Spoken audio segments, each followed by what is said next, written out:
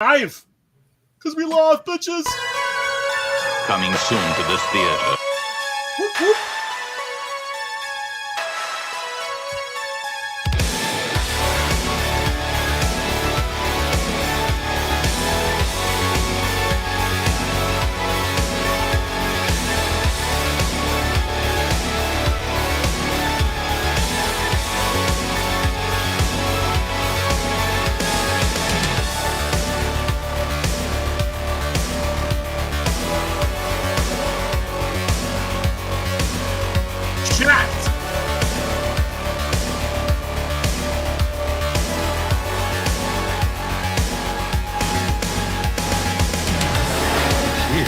It's alive. It's moving. It's coming this way.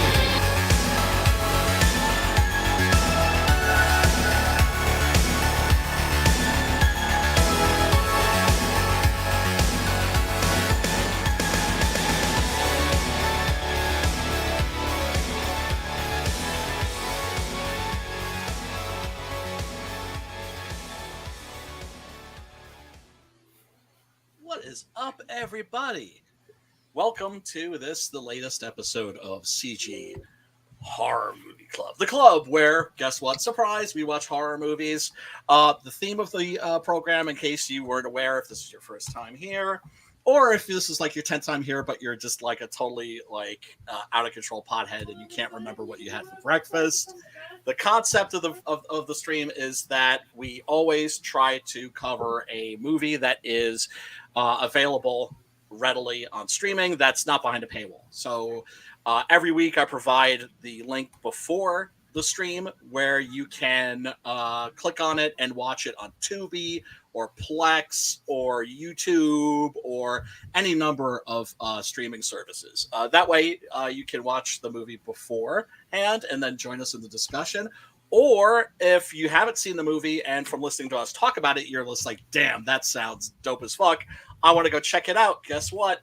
Link in the description where you can watch it for free. If it's not on YouTube, if it's on Tubi or Plex or something like that, it's usually with commercials, but unedited, uncensored. So you don't have to worry about all the cool shit being crudely hacked out of it, like when I was a kid. And they would fuck those movies up sometimes so bad, like you didn't even know what was going on. It'd be like incoherent. But anyway, let me bring on my co-hosts. For one thing, we got my boy and your boy too. If you didn't know that he was your boy, well, now you know. No, now. That's Matt Burke. Hell yeah! What's up, Brian? What up, how you doing, man? What's How's good, it going, man? Better now that you're here, man. Oh, same here, man. Better Likewise. now that I'm chilling with you. What's and happening? then, of course, we also got my man, Pops Van Zandt. What up, Pops? How y'all doing? How you folks doing? Well, first of all, I'm assuming, Pops, you've seen Hellraiser, right? How have you Oh, not? yes. Okay, right. And Oh, anybody tonight, if you're gonna bitch about spoilers, this shit came out in 1987. Okay. I mean, I usually try to avoid spoilers until like the very end, but then again, people have like a funny definition of what constitutes a spoiler these days. Like for me, a spoiler would be like giving away the ending to a movie. Yeah, me right? too. Like what's in the box? Like that kind of a thing, right? Yeah, that's the main. Yeah. But now, like you cover something that happens in the first 15 minutes of the movie, and people are like, "Oh, spoiler!" It's just like the plot. It's like, Yeah. no, it ain't, like Luke, I'm your father. That's a spoiler, you know. That's a spoiler. That ain't till the end where he's like, oh. And I remember, man. I remember being a little kid. It's more like this, guys. Oh, right. I'm your papa. Damn, it's funny. Like, Star Wars I just subconsciously read that and thought that when I said it because I wasn't even really trying to That's tie my this Star together. Wars pop shirt. I still I got my Ray Stevenson shirt. Oh yeah, Warzone. Yeah, I mean, I don't know that I would say that that's the best Punisher movie. I would definitely say that he was like best Punisher. Definitely the most comics accurate Punisher. I like them all. It's my most like that one. Probably I don't know. I probably like that one's my favorite. I like Thomas James a lot though too. And then like Bernthal, he's like perfectly casted as the role, but I don't like the series really. Like there's like too much filler, and I don't know. And I'm sorry, his performance stinks, in my opinion. You know why?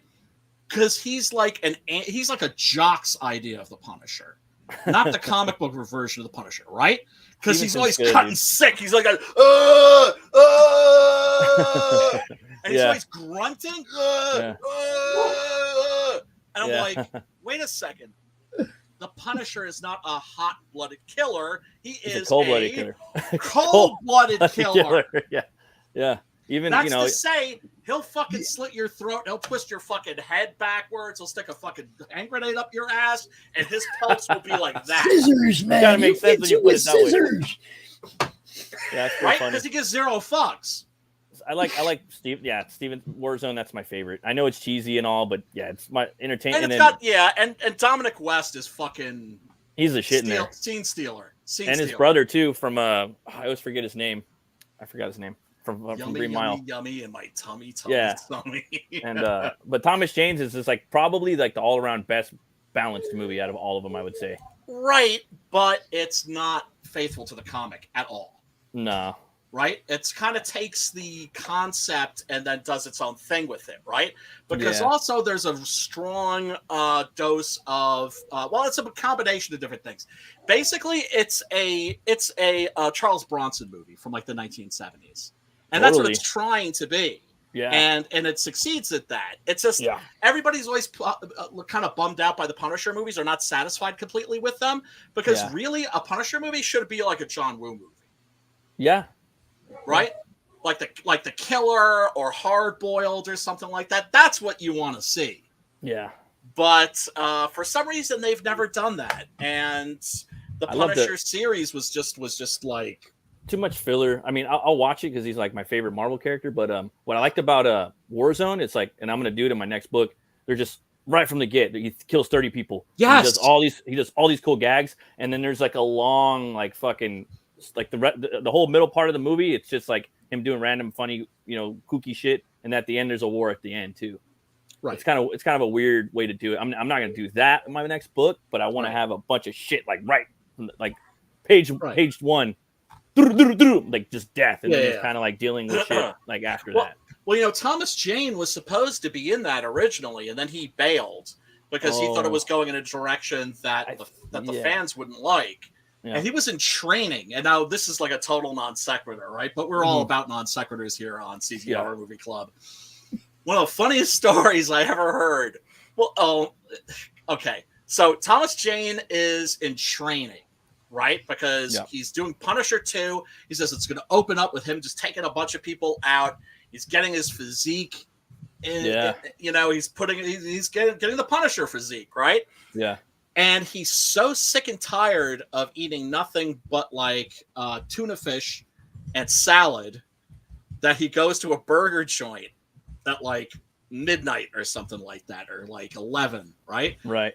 Like a Fat Burger or someplace like that. And he goes in, and he orders a burger, and the kid behind the register refuses to sell it to him.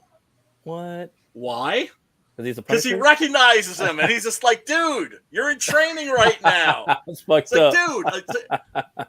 Man. Your job is to sell me a burger. I came here to buy a burger. There's my money. Give me my burger. No, sorry, man. Can't do it. I heard that fool don't wear shoes. You hear that? He don't wear shoes anywhere?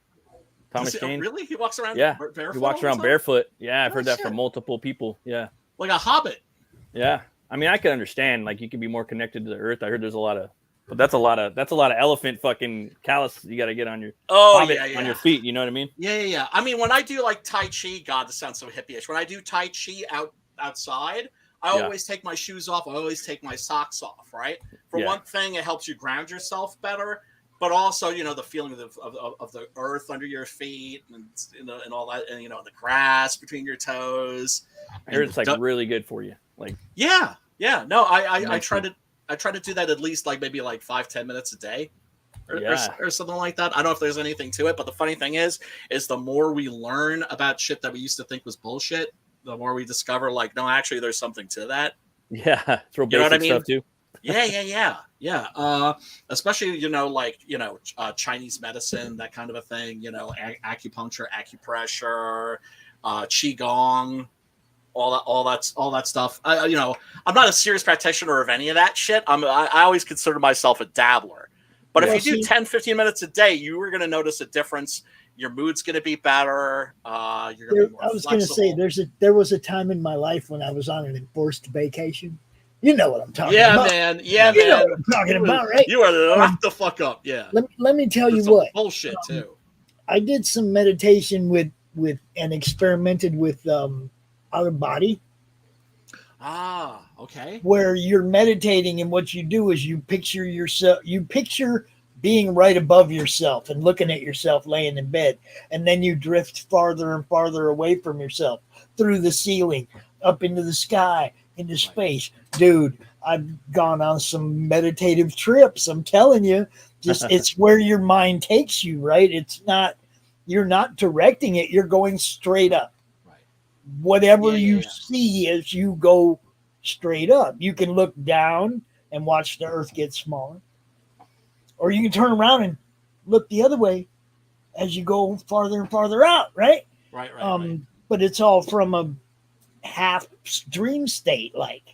Right. You know what I mean? Once you're totally relaxed and the journey begins, you're not directing anything. You're just kind of along for the ride. It's fun. But, I mean, it killed time and it kept me from, what'd you say? Kept me mellowed out and chilled out, made my day kind of cool and shit. Because I wasn't in a good place. Takes the edge off, dude. I'm telling you, if they taught meditation in prisons and in schools, fucking violence would. They did have a lady. That's how I got. Oh, that's awesome. Hooked up with this. She was like she was a counselor, but she was from the Navajo Nation. Oh, okay. Right? And she had a lot of spiritual. She would come in and bring the drums. Sometimes we just do the drums, like sit in a circle and drum and do different things. Meditation, all kind, just everything, man. She wanted people to reach outside of what they knew. That's beautiful. And find different ways to cope, basically. But her class, it was an hour a week and it was different every week. But man, we had a dream thing where we wrote down a dream and came back to her and let her like do her interpretation or whatever. But she was quite an exceptional lady to have the sack to go into a prison and do this in the first place. Yeah, man. Okay. Yeah, I admire the fuck out of people like that. She was not deterred, even by the skeptical guys that would, I'm going to just go kill this hour off the yard. And then they'd come in and crack jokes and shit. And by the time they left, they'd be namaste. And you know what I mean? Like, It was like, it's all practical shit. That's the thing. It's all practical shit. Like, she had that kind of effect on people, man. I mean, she had that effect on me. And the thing that sucks is she wasn't allowed to, like, have me as a Facebook friend or anything after I got out. Right.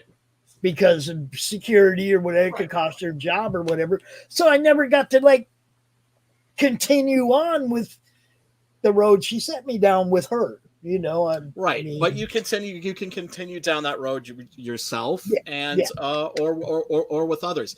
Yeah, I always said it's the only. She was really cool. I'd love to hang out with her like later, and so she could see me for not the guy in orange. Yeah, I mean, I don't like Chris Hedges, whom I'm a huge admirer of. He works through the education program, the Rutgers program that goes through the prisons, and he used to teach at Harvard. And he says, you know what, I like the students that I've had in prison very often much better than the students that I had. Oh yeah. Because they want to learn, okay? They want to be part of it, They want something else. Yes. Obviously, what we were doing before wasn't working. You're sitting on the yard, you're thirsty for anything that'll work. Absolutely. Right? Yeah, well, I mean, where are you going to find people that need help the most? Right? Is in a prison, obviously. But I mean, it's like the only shit that I'm evangelical about is meditation. It's life changing. Makes your life so much easier. It takes all the anger out of you, and that makes you a more compassionate person. I like to as a side effect. Oh yeah. Yeah. You were saying that? Oh, I'm just saying. Lately, like the last week, I've been trying to walk around with a smile on my face. I stopped doing it because I don't want people to think I'm a fucking idiot. Fucking bow. Music good stuff. Fucking bow. Oh hell. Oh yeah, this is good stuff. What up? Yeah. What's Lipstick? What's up, everybody? Thank you so much for tuning in. I'm sorry, you were saying, Matt? Oh yeah, I was just saying I just walk around with a smile on my face because it kind of helps me a little bit, like gives me more energy later on in the day and makes me feel a little better. I don't know. You get a lot more smiles in return, don't you? Yeah, and it's just kind of subconscious like thing. I don't know. When somebody smiles at you, you get a little right on. Cool. Yes. Yeah. Right? Yeah. I always walk around with a smile on my face too. And I met this lady that like said like, oh yeah, like, every day I see you got the smile on your face. Always makes me feel better. And I was just like, oh wow, it's like I was having an effect, just like not even being like aware of it. But right. But yeah, it actually does kind of improve your mood. But also remember, I come from like a background of depression and mental illness and shit like that. So all these things, you build a toolbox. Yeah. And those things end up being invaluable. Good. Oh, and Mr. Good Stuff here too. Weird movie to be talking about on the Horror Club stream. The Horror Club stream. Get your mind out of the gutter. Oh. First of all, we should talk a little bit about like the week in horror. Have you guys seen the Halloween Ends trailer? No, I got to check it out. I can't say it's. I don't even know what to say about it because it's just kind of there. Oh man, do you know what I'm saying? It's like it's kind of. Danny McBride too, huh?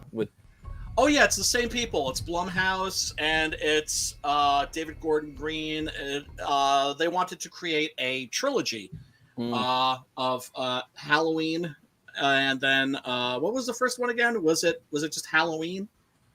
Or Halloween? A bunch they're trying to do. Right, it was Halloween Kills, and then Halloween Ends. I actually watched the extended version of Halloween Kills yesterday. It was pretty much the same movie. Not great. He's thirsty, man. He's thirsty for Robert Englund to come back as Freddy. He's trying to get him. Oh wow, really? Blum. He'll definitely. The problem won't be Robert Englund. The problem will be, the studio. But then again, it's like, wait a second. How old is Jamie Lee Curtis? Yeah, it'll print money, and he's just got a mask on. Yeah, it just looks like more of the same, kind of, but it's Halloween 17? It's just like people were complaining about Halloween Kills, and I thought that their criticisms were legitimate, but I was also like, what part of like Halloween 13 or 14 don't you understand? It's like you go into the well for like the billionth time. I mean, come on now. They should put a question mark at the end of the title. Well, yeah, because, I mean, also, we're talking about the Shape here. He is the killer that just never stops coming. They should just call the next one Halloween the Shape. That'd be pretty cool. I was happy to discover that when I downloaded the Michael Myers Halloween DLC for Dead by Daylight that he's called the Shape. Because I always called him the Shape, but then people don't know who you're talking about. So then you're like, you have to go, Michael Myers. And the only reason people call him Michael Myers is because, of course, Jason Voorhees. Yeah. Who was a, I wouldn't say a clone, but let's face it, we never would have gotten, Yeah. Halloween was the movie that started the whole slasher movie trend, the whole slasher movie craze. Slasher. Yeah. Open the floodgates, Mrs. Good Stuff. Oh yeah, that's right. I can actually highlight people's. Yes, you can. Yeah. Rage Curtis is likely to have a stroke when she sees Michael. No need to run. It's true. Yeah, it's true. It's true, man. I remember. somebody triggered a Jamie Lee Curtis memory for me the other day. Do you remember the movie Blue Steel? Yes. She can handcuff me anytime. Yeah, baby. Yeah, man. Oh my God. Oh my. And fucking True Lies, her body was banging. Yeah. Banging. Yeah. She was hot with a uniform on. I ain't gonna lie. Yeah, she was. Yeah, go ahead. You know. Yeah, her mom was in Psycho too, right? Janet Leigh. Yes. One of her childhood memories was she remembers meeting Hitchcock, and Hitchcock gave her a gift, and the gift was a little toy coffin, and inside the little toy coffin was a little doll of her mother. Oh wow. It's out there. He was kind of crazy, in his own way, I guess. Well, Hitchcock was he always considered himself not to be an artist, but a craftsman, which is interesting because he was an artist. Yeah. And then you look at somebody like, I don't know, Zack Snyder is a good example, who thinks of himself as an artist, but is really a stylist, right? So, I mean, it goes, but I mean, I love me some Hitchcock. I love Vertigo is probably my favorite.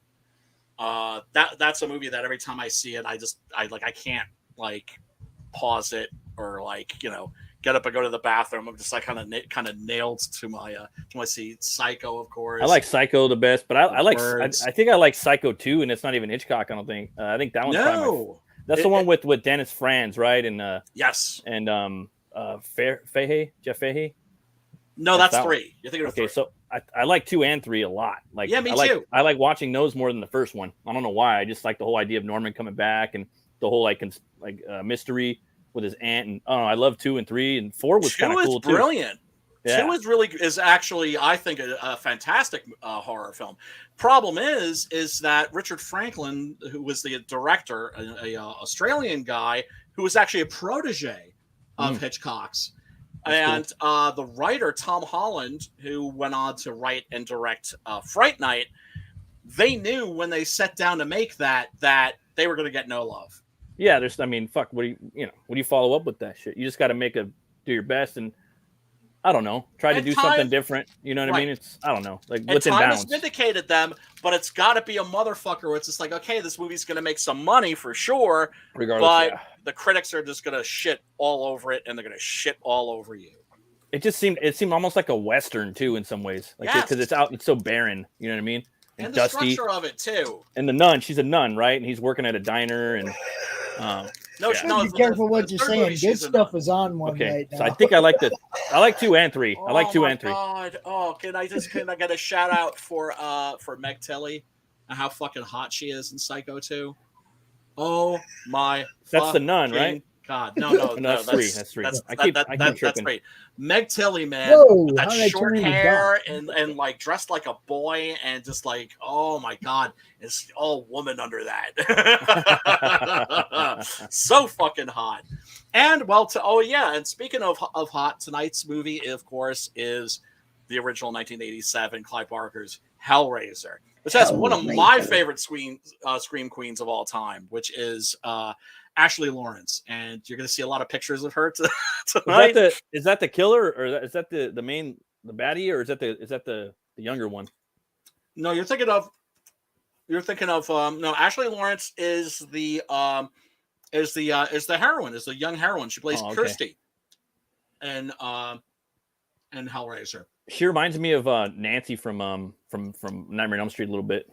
It's kind of got that same kind of look going, hair and clothes. Well, I don't know, I guess it's 80s though. They kind of all dress like that now too.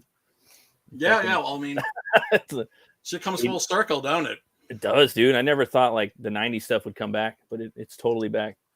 Well, yeah. I mean, it makes sense because remember when the 60s were back in the 80s, and then the 70s were back in the 90s. I just hope I don't want to see any Genco pants. You know what I mean? Like any of those big raver pants. That was my time. You know what I mean? I had big ass pants. Oh, you mean I would skateboard all over the place and just God. Are you talking about the extra large baggy pants? Yeah. At that point, they're not even baggy. They're just these fucking abominations. I don't know what they're yeah. But yeah. I fucking really like this movie. I remember watching the full movie probably about 2 years ago and just seeing scraps of it. And then I watched it again last night. And then I was like going on a Hellraiser hunt, just trying to find the best Hellraiser movies. And then I watched 2. I like that one a lot. And then they made a newer one too with the new actor playing Pinhead, which I like that one. It was good though. But I like this guy more. But that one was pretty solid. Well, yeah, expanded on the mythos. I think it's Hellraiser Judgment. Yeah, the guy typing and everything, and yes. The auditor. The auditor, yeah. Yeah, I loved all that stuff. Okay, here's the thing about the Hellraiser movies. The first one is a classic. It came out of nowhere, too. You have to understand where horror was at that time. We're talking about the 1980s, which was a bonanza fucking decade for horror. Mm. However, it's also where horror started to take a bit of a hit, right? I always say, you can kind of track the progression of the American independent horror movie by looking at the Evil Dead series, right? Evil Dead comes out, boom, balls out horror. Right? Out to get you, out to fuck with you. Evil Dead 2, horror comedy. Yeah, slapstick. Right? A lot of slapstick, but it still had some horror in it, right? Yeah, definitely. And then you get to Army of Darkness, and there's not a ounce of horror Harryhausen found. It's a Harryhausen movie. Some of it, yeah, clearly inspired by that, but mostly it's like a satire more than anything else. And I know a lot of people love Army of Darkness. Oh, I love that movie. It has its fans, but it's different. I've never been crazy about it because I'm like, where's the fucking horror? Yeah, well, but that's me. It's not scary. There's some horror in there. Definitely not scary, but I mean, when he's like badass and just all the concepts that are in there in the lore. Yeah, there's a lot of cool stuff. I can understand why people dig it, but King Arthur, I was a guy that was like, I was, and then of course you had the Nightmare on Elm Street movies, and those were getting sillier, right? Yeah, and so. Dude's like twerking in part 2 and the fucking right. Whoop, whoop. As Mrs. Goodstuff says, yeah, I was watching Freddy Krueger in my early teens and in came Pinhead and effed up my world. That's what I'm saying. 1987, the horror genre was not in good shape because the movies had gone from being horror films to horror comedies to just flat out slapstick, right? And that's always a bad sign. That's always an indication that a genre is on its way out. Yeah, when you start parodying everything. Absolutely. That's how the Italian Western died, right? I think it was already on its way out. A lot of people blame movies like they call me Trinity. Trinity is still my name. That started the whole spaghetti Western satire genre, right? Yeah. But I think it was already on its way out, and that was just the form that the death of the Italian Western took, right? With the horror movies, like I said, they were really just becoming slapstick. The horror was being tossed out the window, and out comes Hellraiser, and boom! Smacks you across the face, balls out fucking horror. Oh, yeah. Scary. Came out of seemingly nowhere. Now, I mentioned Evil Dead before. Evil Dead did not find a distributor at the Cannes Film Festival. Nobody wanted it. So Stephen King wrote a article, like a 5-page article about it for Twilight Zone magazine. And in it, he said it's the most fiercely original horror film I've seen in decades, right? And he ends the article by saying, like, as of this writing, this movie still doesn't have a distributor. Any takers? ? A few months later, I'm in a movie theater. I see on the top of the marquee, it says, the most fiercely original horror film. Quote unquote, Stephen King. Evil Dead. Something similar happened with Clive Barker's career. He had been working in the theater for a while. doing these bizarre little plays like Frankenstein in Love. Trying to remember the names of some of the other ones. And then, of course, he was writing a lot of short stories, which were all published as the Books of Blood. Volumes, I think it was 1 through 6. They're little, thin little volumes. Anyway, Stephen King gets a hold of these and says, I have seen the future of horror. Its name is Clive Barker. Yeah, it even sounds horrific, the name.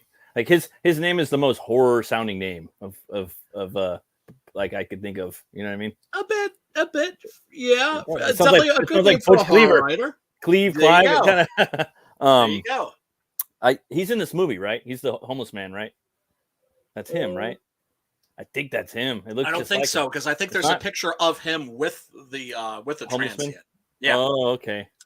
And it's interesting because, as with any horror writer or filmmaker, you really discover their obsessions and what they're afraid of. And that's in the way that not so much that they repeat themselves, right? Because you have somebody like Rob Zombie that's just like, doing the same thing over again. But then you have other people where you're not like, oh, this person's repeating yourself. You're just like, oh, this is an obsession. Right.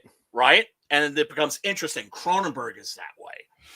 And one of the things that's very obvious in Clive Barker's stories and films is his fear of homeless people. Right? That makes sense. Which is very much a fear of madness. And gee, could that maybe be me someday? But yeah, I don't want to get too ahead of myself. But anyway, that endorsement from Stephen King is what enabled him to make this movie. Oh. And so he raised a budget, and it wasn't a very big one. It was small.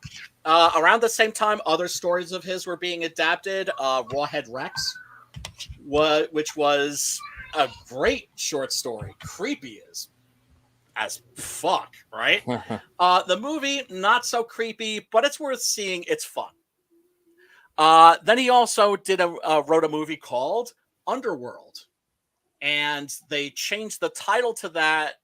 They changed the title of that to Transmutations, and you can find that online someplace. I'm sure. I think it's on Tubi, and that really didn't have a budget, but it had a very, very cool premise. And actually, the script for that, which Barker wrote himself, is actually really good. So, Barker never intended the Cenobites in this to be the stars. Pinhead was not supposed to be the franchisable character. The franchisable character was Julia.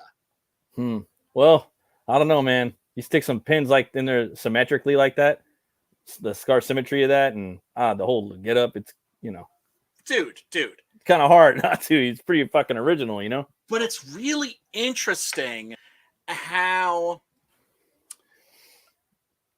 an author's intentions become totally irrelevant sometimes. Yeah. Right? That's why I could care less what an author's intentions are. For me, you trust the story, not the teller. What's up, Sim? Oh, what up, Sim? Yo. Hop on in if you feel like it, brother. We're talking about some Hellraiser. Biatch. So Julia was supposed to be like the character that was going to be like leading up the sequels and everything. But who the fuck watches this movie and isn't immediately captivated by the Cenobites? Right. They like pull you right in. It's like I want to see more of that dude. Yeah. Right? And not just him, the other Cenobites are fucking fascinating. What is so captivating about them is that they are absolutely modern versions of demons, right? Totally. These are not medieval demons. Yeah. These are 20th century, late 20th century demons. Definitely. And Clive Barker was living in Manhattan, living in New York City back when it was New York fucking City in the 80s, right? Yeah. And was spending a lot of time hanging out in B&D and S&M clubs. Mm-hmm. Now, I've been in some of those places. And yeah, I mean, it's like they have their light side and they have their dark side. I was lucky. I only ever saw like the light side. That's scary. Right? When my girlfriend, because I had a girlfriend, like I said, was the S&M B&D editor of a men's periodical. And so he was from the dark side. Yeah, but what can I say? I mean, the only women that I dated were like chicks I met in the goth scene because, well, where else am I going to meet chicks who are into like horror movies and comic books and like heavy metal records and punk? Straight up. Like, yeah, right. And not to mention my fetish for chicks with very pale skin and like Morticia dresses, right? So, yeah, I mean, we went to some of these places and some of these parties, and what I saw was like, oh, this isn't sinister at all. This is like a bunch of adults, grown-ups, playing, with their toys, right? I was like, oh, I was like, okay. Because I mean, my heart's going when I first. I'd be like, damn, this is some eyes wide shut shit. It was okay. It was like totally cool, right? Have you seen Eyes Wide Shut? I get so much shit from my friend Chris for not having seen that yet. As a matter of fact, dude, you gotta watch that shit. I know. And I haven't seen it like in a long time. Like, and I haven't. I seen it like a long time ago, but it's pretty scary. It's like pretty fucking legit. It like makes me think like, damn, is that Tom Cruise like playing like one of his victims? Like, oh shit, I don't think Tom Cruise is that fucking jaded. No, not that he's dated, but jaded. Well, with the like somebody like Dick Cheney. I mean, he's hunted people, right? Yeah. He's hunted human beings. And then they have the whole there's like the ninth or the Satan's ninth circle. Yeah, well, I mean, it's just like you've had every kind of sex in every conceivable way. What's next, right? Yeah, exactly. And that's to a large part what the Lament configuration in Hellraiser represents, I think. Yeah, probably with the main guy Frank, right? That's kind of what I was getting from Frank, right?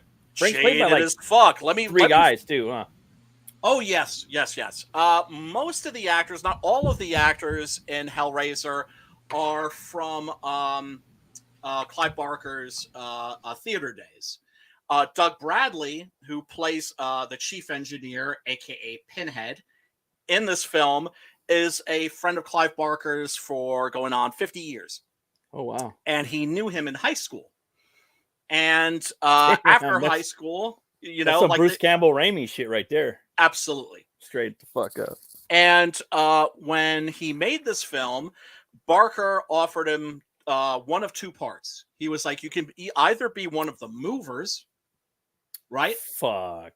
Or fuck out of here. You can be this Cenobite, this demon. Like, but then you're going to be under makeup, right? Give me the guy with the nails. I want the nails. That's the thing, because it's like an actor is going to think like, oh, but my face is going to be under all this makeup. Yeah. But he understood when he saw the original design of the character that this was going to be the character that was going to be more interesting. Yeah, it looks like fun, like for an actor. Like I'm not an actor, but I could see how that would be fun. Like, damn.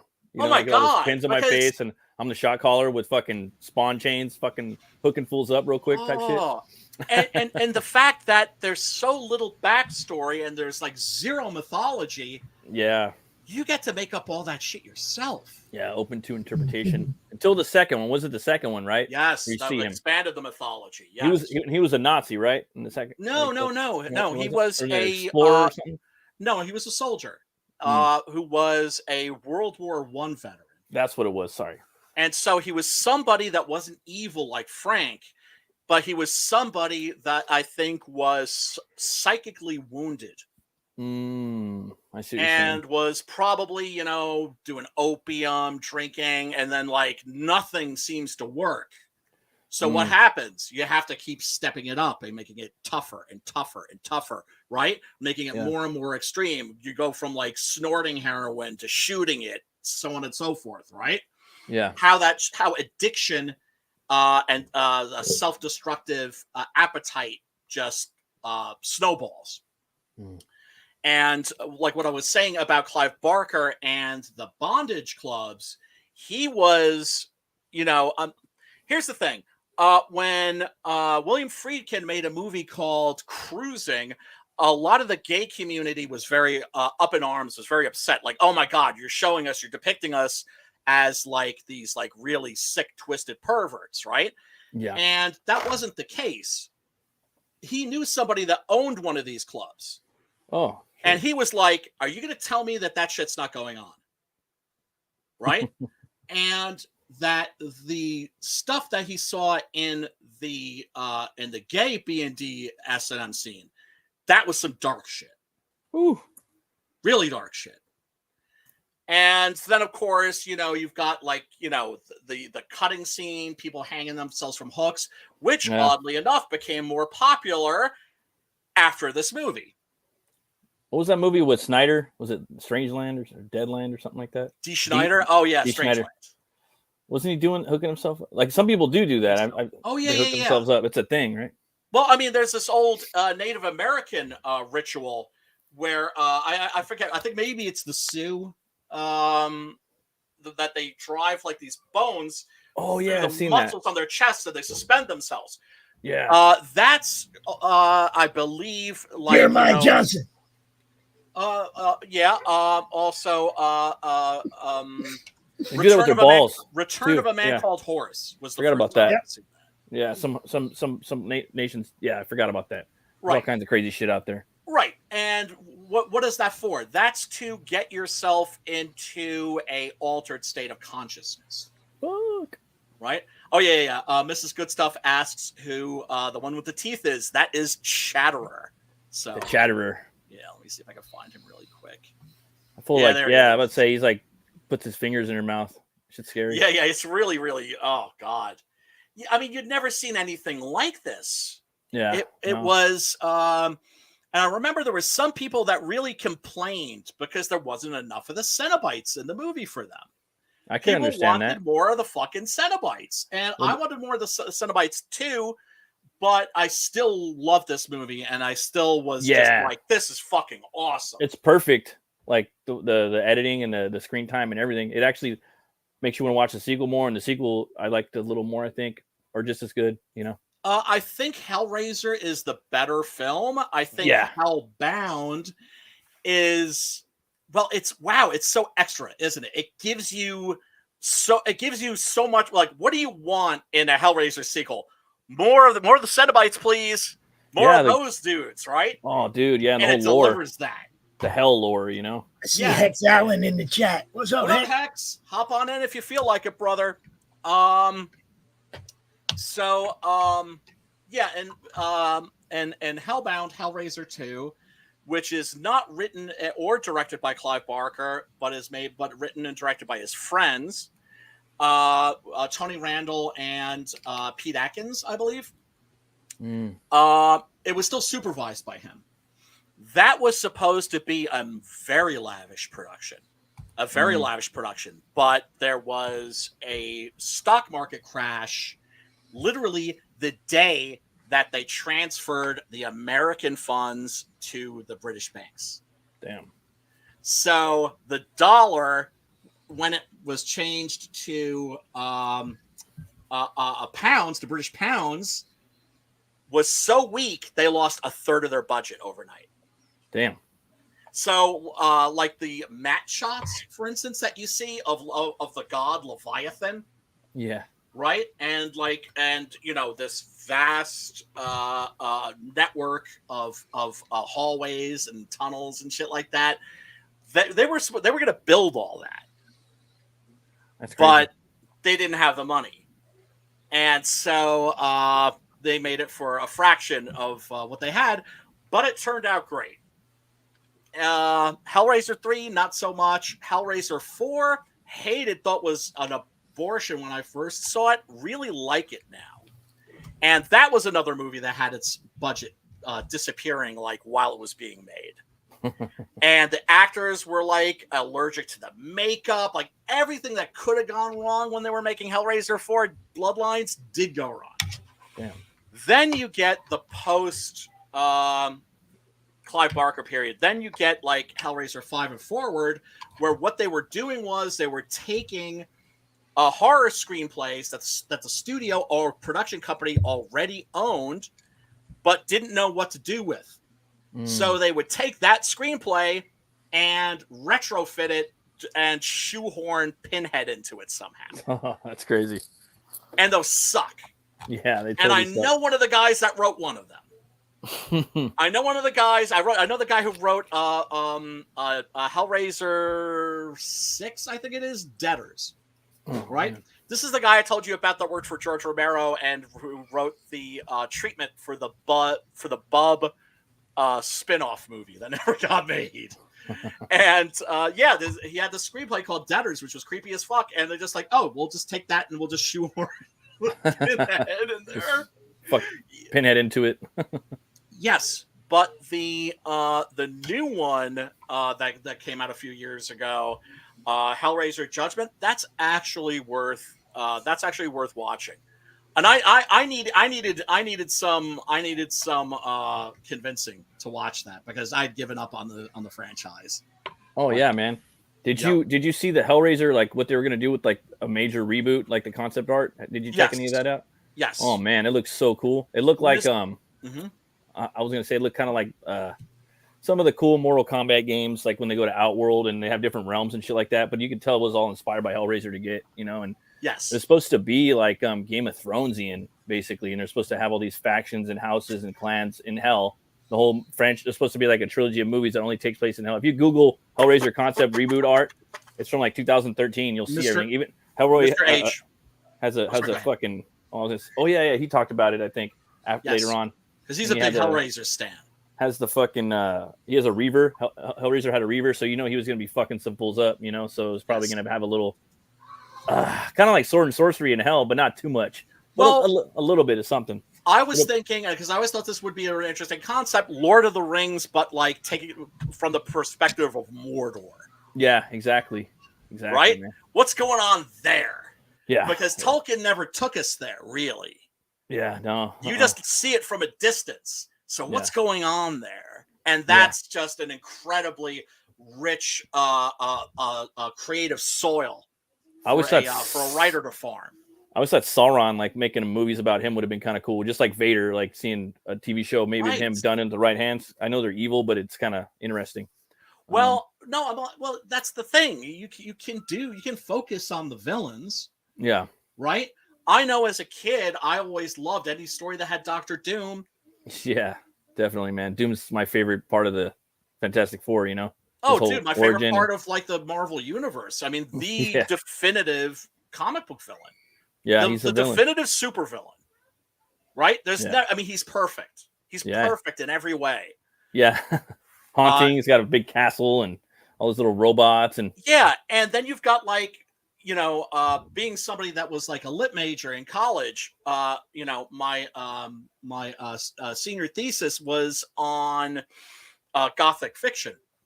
And in Gothic fiction, very often the castle represents confining narcissism, right?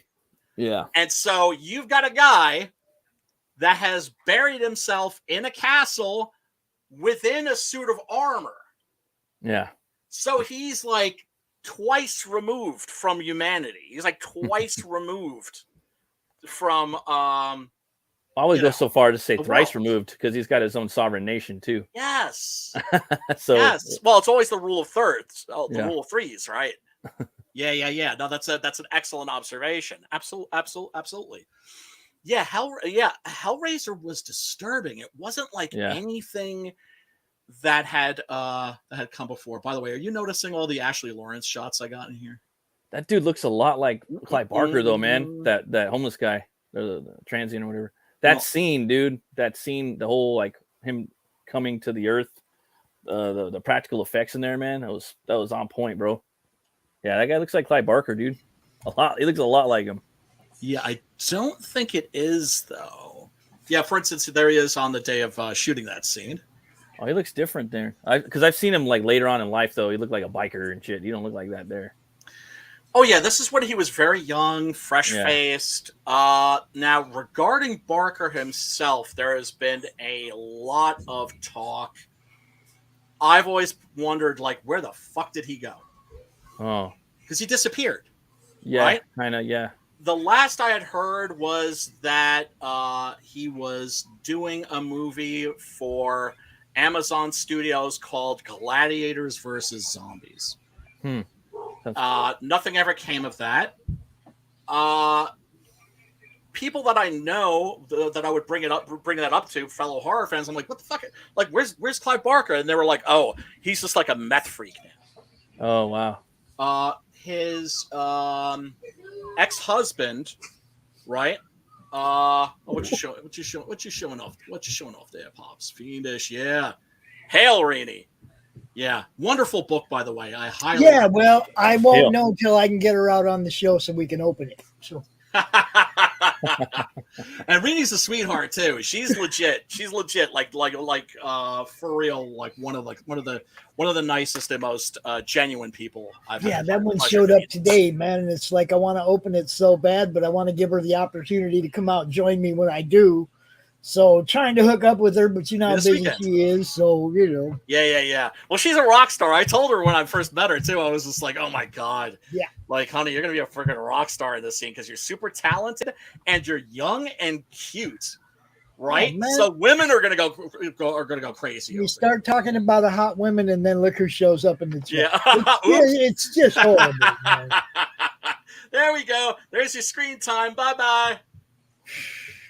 So, man, Clive Barker's ex-husband said that he had HIV and that Barker had HIV and gave it to him.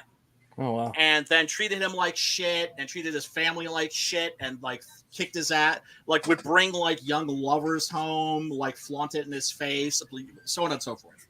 I don't know if there's any truth to these allegations or not.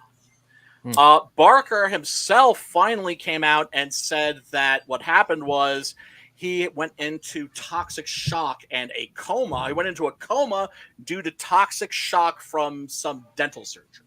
Oh, wow. That sucks. So, I don't know. I know that I suspected throat cancer because he's always been a cigar smoker. Yeah, he had like a weird... I saw him on an interview one time. Like, he didn't look like this. Like, right here, he looks like just like, you know, Ferris Bueller's Day Off. Fresh-faced, yeah. Fresh-faced, like charming young lad. You wouldn't suspect from looking at him that there's a total deviant mind behind that face. Yeah, and I seen him. He looked like a metalhead when I seen him, and he had a real scratchy voice, talking like this, and you know, he looked like a fucking drummer in Motorhead or something. You know what I mean? Straight up, like sounded like he's gargling with gravel. But I've always wondered, like, where the fuck is Clive Barker? Yeah, I always chalked it up to the fact that he had two bombs at the box office. One was, of course, his follow-up to Hellraiser, which was Nightbreed. Oh yeah, which was the victim. And I do mean that quite literally, the victim of post-production fuckery by the studio, because now you can see the original version. That movie was tight. And it's good. It's really good. Recently, like a month ago or so. Yeah, and I'm talking about going to see Nightbreed in the theater the day it came out, and walking out and feeling like, okay, that did not feel like I just watched a horror movie. It felt like I watched the trailer for a horror movie. Yeah. You can always detect post-production fuckery because of bad editing. That's how Conan felt with Momoa when I walked out. It felt well, weird. I mean, you know. They had 16 producers though. Like if you watch the movie in the beginning, there's 16 producers. Jesus. So, yeah. And rewriting the movie on the day, like rewriting it. Hey, let's take, basically did what they're doing with the Amazon series. Let's take all that lore. Yeah. Right? That massive amount of lore, that incredibly rich and detailed world that Robert E. Howard created. Yeah, let's just take that and throw that out and make our own thing. I hope they don't do that with the new Conan. Go fuck yourselves, man. Go fuck yourself, Marcus. Man. Yeah. Yeah, no, I mean, I don't want to see a new the Conan series. I don't want to see that. I don't want to see the fucking Solomon Kane thing that they're working on. Wait a couple of years till all this woke shit is over and then do it. Yeah, get get it all backed out. Right, because until then there should be a moratorium on like anything cool. Any property I give a rat's ass about, I just want them just to forget about, hopefully not even notice that it exists. Because the wokies are going to get their fucking fingers in it and they're going to make it their thing. Because that's what they do. They can't create their own shit. They take the shit that we're into and retrofit it and, make it all woke and fucked up. So, I was watching. Sorry. No, I just wanted to add. So then he did Lord of Illusions, which came out great, which I think is an excellent horror film, and nobody liked it. It's always like that. Like nobody liked it, and I was just like, I was kind of looking at my fellow horror fans. It was just like, how did you not like this? And I think it's because they wanted more Hellraiser. Yeah, it's like, dude, not everything's gonna be Hellraiser. You know, like especially with a horror director, like you gotta let him or her kind of branch out and do other things. You know, just like Midnight Meat Train, they probably wanted Hellraiser. I love that one. Oh, fantastic! Fucking 3D in the theater too. It was badass. Oh man, I wish I'd seen that in its theatrical. So cool. That's a terrific movie. And I didn't watch it for years because I had heard, it's crap, it's shit. And then I, had a friend who's like a connoisseur like myself, and he was like, oh, you should check that out. It's like actually pretty dope. Yeah. Aside from some like, not so good CGI gore, the rest of that movie's fucking great. Yeah. So he just seemed to disappear. He did a TV movie that was called Saint Sinner. And that wasn't very good, and he just seemed to vanish. I mean, because I think he still works as a writer, but it's not like he's at the top of the bestsellers list or anything like that. He just kind of seemed to vanish, and I think to a large degree he was probably a victim of his own success. In many ways, I remember I had a teacher who mentioned this, and I think it's absolutely true that it's not a good thing to really hit a home run your first time at bat, because then people are going to want nothing but more of that. Which was it though? Was it Candyman was pretty big. That was a pretty big one. Yeah, which he didn't write or direct, but was based on a short story of his. And Bernard Rose turned it into a excellent horror film. And they switched it up too. It's like his short story is totally different. It's about an English aristocracy, right? It's totally different. And they moved it to Cabrini Green, the notorious housing project, which I believe was on the south side of Chicago. Yeah. And holy shit, it worked. It worked brilliantly. I've seen a documentary about that, and like in the story, he looks like he got long white hair and like yellow eyes and sharp. Yeah, he's not a black dude. It's British. It's all British. Totally different story. Like they could remake it and it would be a totally different fucking movie. But what they did with that, it's like fucking awesome. But I ain't gonna lie, I'd like to see the original, someone else do another take on it, because that if you're gonna do a remake, awesome, that's the thing. Yeah. It's like, if you're gonna do a remake, then do that. Yeah, don't go any more woke. You know what I mean? It's already kind of like dealing with like class issues, all that race shit. issues, segregation. Because exactly. Because basically, Cabrini Green was like an open air concentration camp. I'm having flashbacks on this 80 big hair right here. Oh yeah, very big hair, 80s. Man. Oh man, very 80s. Yeah, and big hair days. Whoosh. Yep. And that is Claire Higgins. That was the decade that killed the layer around the Earth that's supposed to protect us. Can't remember the ozone. That's the decade that killed the ozone, man. So much. And the shoulder pads. You can't forget the shoulder pads. Remember those? Yeah. I think Ace Frehley started that in the 70s, though. Yeah, but I'm talking about for women, right? Yeah, man. So, but yeah, Claire Higgins' character was supposed to be like the Freddy Krueger, the Jason Voorhees, the franchise character. Yeah. And in every movie, she was going to come back, right? And because what Clive Barker wanted to do was, first of all, he wanted to represent for British horror, because British horror had been dead for 10, 15 years, right? Yeah. after that incredible run of the Hammer films. Oh yeah. Right? So it's just like he wanted to like represent for England again. And he wanted to create a female horror icon. He wanted to create a female Freddy Krueger, Jason Voorhees, Michael Myers, so on and so forth. But that's not how it turned out. And everybody, of course, ended up being completely captivated by the Cenobites. Claire Higgins, by the way, proper actress, has never seen any of the Hellraiser movies. She can't stand horror films. That's not to say that she's like, like, oh, that's so beneath me. She's like one of those people that, like I was talking to Scotsman the other day, he can't watch horror films. They freak him out. They freak him out too badly.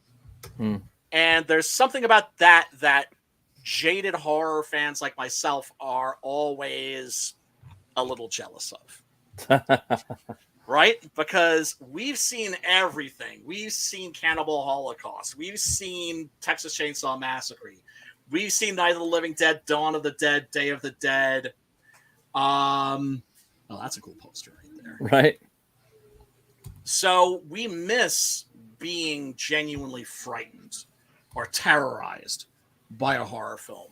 For me, if a horror film gives me a shudder, I'm psyched. If it gives me actually, I think the last horror film that made me shudder was The Eye. Not the American remake, the original Korean version. Like, I remember watching that, and there was a scene that made me shudder. I went, yeah. And then it happened again, because I was like, you got lucky with that one. And then it happened again. Yeah. And then it happened again. I was like, yeah. I was just like, okay, this is all right. This is awesome. But that's incredibly fabulously rare that happens to a truly jaded horror fan like myself. That's not to say that I don't still love me some horror. That doesn't mean I can't still get maybe a little creeped out by a horror film, especially if I've imbibed heavily in the sticky of the icky. Some of these, let's see, is that a Japanese poster? It's crazy. Sorry about that. Those electric grinders are really loud. What was that? I said, sorry about that. Those electric grinders are really loud. That's okay, Pops. You're good. You're good. I just love this poster and how it just basically just like gives you like all like the money shots. Right? Yeah. It's like nothing. It's just like yeah, like this is what you're going to see. And flash dance up there in the top. Yeah. Oh yeah, absolutely. And I think that may have been almost certainly on purpose. Because it's not that there's not any humor in this movie. There is some humor in it, but it's never at the expense of the characters. It's never at the expense of the horror. Oh, Ashley. Oh yeah, yeah, baby. And Ashley Lawrence, my God, man, how freaking cute is she? And then of course we have Andrew Robinson. Publicity still looking all happy. Andrew Robinson, most of you would probably remember as the unnamed sniper, the killer in Dirty Harry. Oh yeah, I remember him. He was also perfectly cast as Liberace. Oh, the hair in a TV bio. I don't see it. He's currently working, I believe, as a acting teacher, and of course, he had a long-lasting role on Star Trek: Deep Space Nine. Yeah, right, and yeah, so those of you that aren't familiar with, this is cool right here. This is speaking of Deep Space Nine, dude, the Golden whatever his name died the other day. David Warner. David Warner. He almost played Freddy, dude. He almost played Freddy. He had the role of Freddy Krueger. Really? Yeah, and something happened to where he got sick, or he was casted in the role. The role was his, So and I was saying that on Twitter. Shit. No one knows that, and I'm surprised I'm the only one that knows it. Seems like, and he lost it, and England got it for something like he couldn't make it, like someone died or he got sick or something. You know what I mean? Mm-hmm. Right. Just like how Michelle Pfeiffer wasn't cast as Catwoman, it was Sean Young, but she like injured herself or something. That's and I always think like, what would it be like to have him as Freddy? Like it would have been a cool take. Like because me, I always think like I'd like to see Liam Neeson as Freddy, kind of add it because I seen him as Darkman, and he's such a different version of Freddy. He would just be taller and bigger, and he's over like lungers over kind of, so his whole body mechanics would be different. Right. So that's why it was cool to see Jackie Earle Haley, because he was the other guy that tried out. Fantastic actor. He tried out for Freddy Krueger and lost to Robert Englund. Really? So, Bad News Bears, baby. Bad News Bears. A lot of people don't know that, and so he retired from acting and got a black belt. Started doing all these different. Yeah, he became like a funeral, a hearse driver, and then came back, and they usually cast him as like a pedophile or a, that type of character. He's incredible in that film. A bunch of that was like, what's Patrick Wilson? I forgot I don't think I know what you're talking about. But he's just, that's. I'm trying to remember. I'm trying to remember the name of the film. I remember Kate Winslet was in it. Yeah. He's scary though, but like oh my god, man. Yeah, it was a gut wrenching performance. I was really excited, and then the guy that was directing, like, they had like an MTV director, like for the remake. I was really excited, to be honest with you. I was like, let's see what this guy could do because he was fresh off of Watchmen, and he was my favorite character in Watchmen. Perfect casting as Rorschach, right? Yeah, like Snyder did that good, and he did. I liked 300 a lot. Those movies are pretty cool. Well, here's the thing about Watchmen. Watchmen just feels curiously bloodless to me. It feels, by bloodless, I mean like anemic. In other words, it's kind of like, okay, he's copying the comic, he's being faithful to the comic, but where's the director? What? You know what I'm saying? It's just kind of. And he didn't even put the squid in there. He's like, I got something. Here's a bomb. There was. Look, you said it was blood. I feel like it had no soul. Yes. Nobody was dancing. Yeah. And I don't mean dancing, but I mean there was no soul. There was nothing to the movie outside of what you saw. There was no thinking past what you saw. There was no. It was like, it's kind of just same thing with 300. Same thing with 300, except at 300, it still kind of worked. And I'm not saying that I don't like Watchmen. I'm not saying Watchmen's a bad movie. I'm saying if you'd gotten somebody like William Friedkin, he would have been my choice to direct that, right? Imagine him bringing the intensity of something like The Exorcist to Watchmen. That would have been perfect, right? But Watchmen's also a classic, so I'm sure we're going to get other versions of that at some point. Hopefully not shit woke versions. Wait, we already got a shit woke version of Watchmen, and it bombed. So, but yeah, the picture that I'm showing right here. This is from one of the featurettes on the. Oh yeah, I gotta show. Yeah, I gotta show off my my Hellraiser collector's tin. Check it out. See that right there? Oh, that's cool. That's 10, bitches. How many movies is that? Just the one? That's movie? The first two. Oh, okay. I think at that point, I don't think even had Hellraiser 3 even come out at that point. Yeah, I think it had. But yeah, you can see also it's super limited edition. It's numbered. This is number 9,703. Damn. Yeah, so I think there's only 10,000 of these in existence or something. But what's cool is when you open it, it has these little cards. That's Clive Barker's original poster. Oh wow! For Hellraiser. There you see the Stephen King quote, and a lot of people don't know this about Clive Barker. He's an illustrator. Yeah. One of the things that was always great, evidently, about going to see him when he was at a book signing was he wouldn't just sign his name; he would draw a little beastie or something in there next to his name. And there's poster for Hellbound, although that image is taken from Hellraiser. Then it's got a little booklet inside with Time of Dying wants to know about the soundtrack.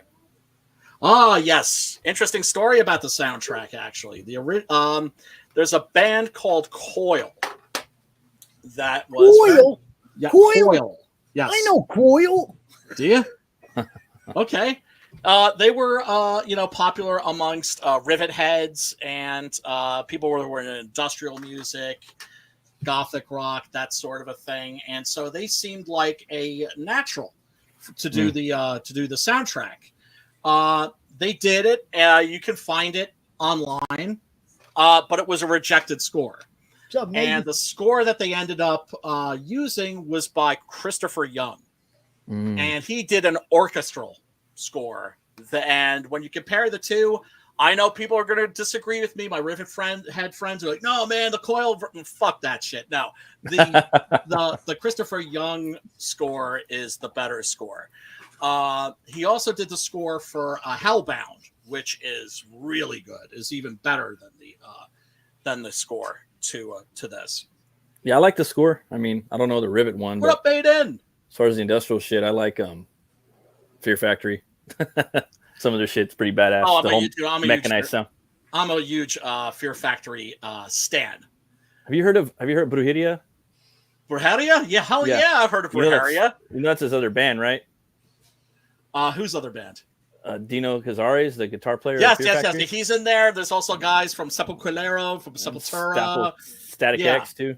Yes. You know what pisses me off was when I found out the Brujeria was a joke. Oh, yeah. Because when I first heard it, I thought like maybe this was serious. Yeah. And once I found out it was a joke, it became like 100 times less funny. Still hilarious. Still awesome. Awesome. But what you got there, Pops? What you doing? Oh, it's just Joe. Oh, Joe's you guys know Joe. No, Joe. What's up, Joe? Could be Joe Mama, could be Joe sister, Joe Daddy. We don't know. It's Joe. He has actually made an appearance on a comic cover, bro. Has he really? No shit. Yes. He's on the cover of the book Quint. The book Quint, by Raise Hell. He's on the cover of. Oh, really? Yeah, that's a bonus. He took my cane and he put it on the cover of a book. It's funny as hell. That's totally cool, dude. Yeah. See, you're getting some love, without a doubt, man. Without a doubt. Well, he made his first appearance at Hollow CromCon last year. That's where he came from. He was my Alice Cooper staff. Oh, okay. He needs a new. Actually, you know what you should do? Cold Steel sells like these walking sticks that have like these big, heavy, like ball bearings at the end that you could literally crush somebody's skull with. That's what that's for. I've seen size that have put those that over it. Oh, really? Ow. Yeah, I've seen size that have huge balls of steel at the handle end. Yep. And it's like, man, you just knock somebody out with that. You know, it's like hurt them bad. Yeah, you fuck somebody up like permanently. Yeah. What Up, Tom of Dying has a very interesting comment here I'd like to share with you. I like it because the film visually is so small. It takes place in just a little house, but the orchestral soundtrack is so huge and has this epic, almost cosmic scale horror to it. Absolutely. The thing about this, it's just like Last House on the Left. It all happens inside one house. Right. Mm-hmm. And one of the things that's really interesting about Hellraiser 2 is, can anybody figure out where it takes place? Looks like New York or something. It looks like New York, except maybe it like looks Cincinnati like London. Or something.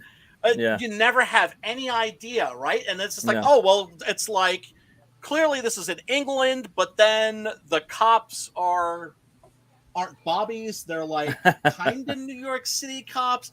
Yeah. And that's one of the things that I like about these movies, too, is you don't know where they're taking place. Or like upstate New York, kind of like, it's like hard to say. Yeah. New England for sure, maybe Maine or something. Right. I don't know. And that's one of the things that's interesting also about movies that are shot primarily on sound stages. They have this dreamlike quality to them very often. Definitely. You don't get in movies that have a lot of exteriors. Now, there are some exteriors in this, shot in London, which is where this was made.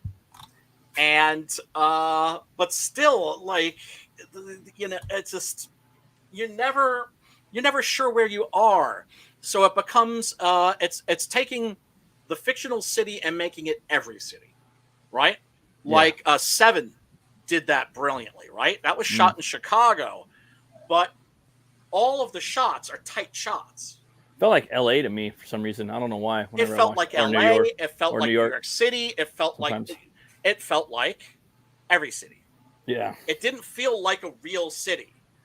And you don't get a lot of that these days because realism, I don't know why that's a thing, but realism is a thing for like younger audiences. I think like a lot of people, it's like if it doesn't take place in what constitutes to them an accurate representation of reality, they can't get involved with it, and I feel sorry for them because it's like what's his face said this Martin Scorsese. He said, I don't know why, because he was talking about Eyes Wide Shut and how some people were complaining that it was shot in England, right? It was shot in London, and so all the exteriors are in London, and it's London standing in for New York, and people were like, well, I live in New York, and that doesn't look like any neighborhood I know. And Martin Scorsese's like, assholes. What makes you think that movies are supposed to be an accurate representation of reality? Right. You're in the world of the film. Movie. Exactly. Movie. Remember when your mom used to say it's a movie? Yeah.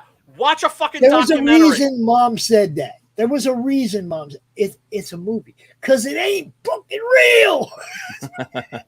Yes. Absolutely.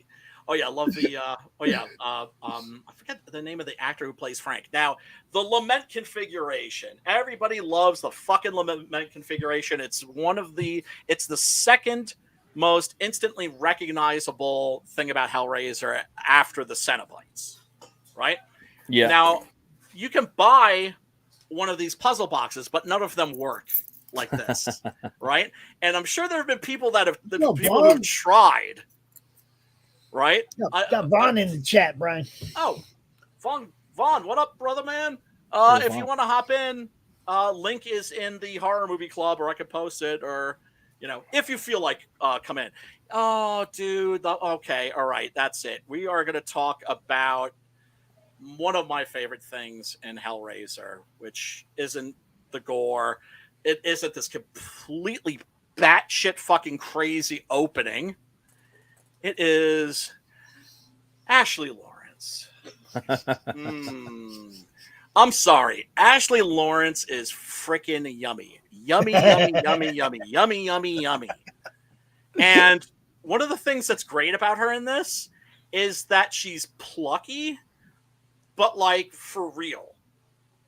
I'm not talking about Tessa Thompson plucky.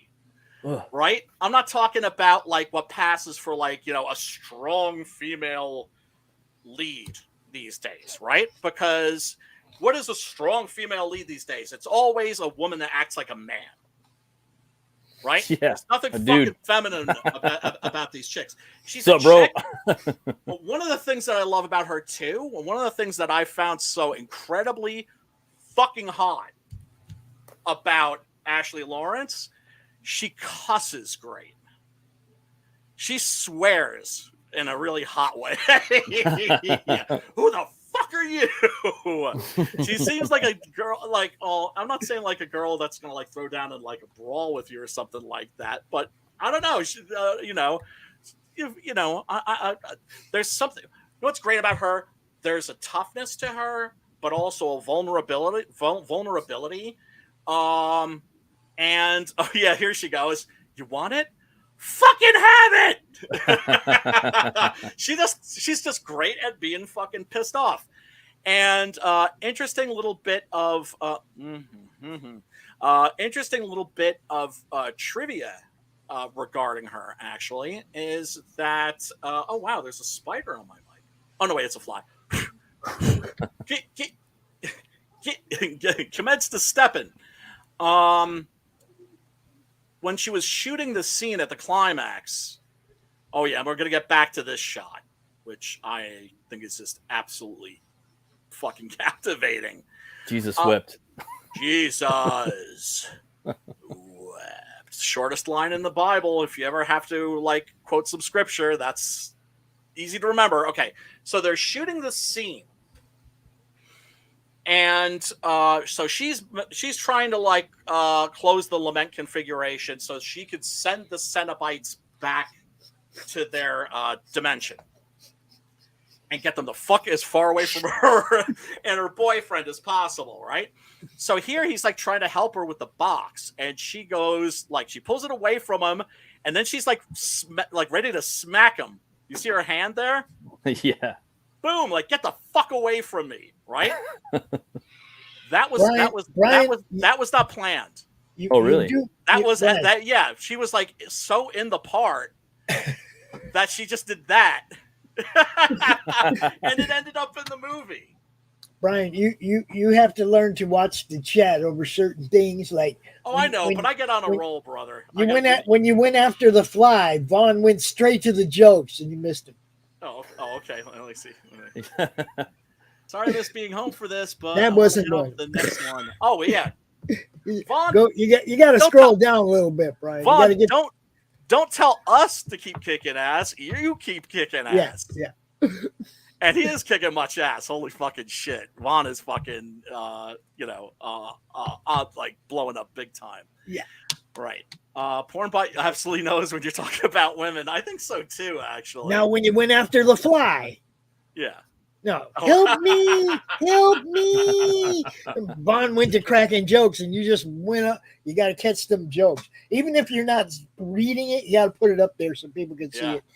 And everybody, if you haven't backed Terror in the Trenches yet, did they ever get that straightened out where he's getting his money like he's supposed to? Yeah. Okay. He's good. If you haven't backed that shit yet, be a winner, not a wiener. Go back that shit now. It looks lit as fuck.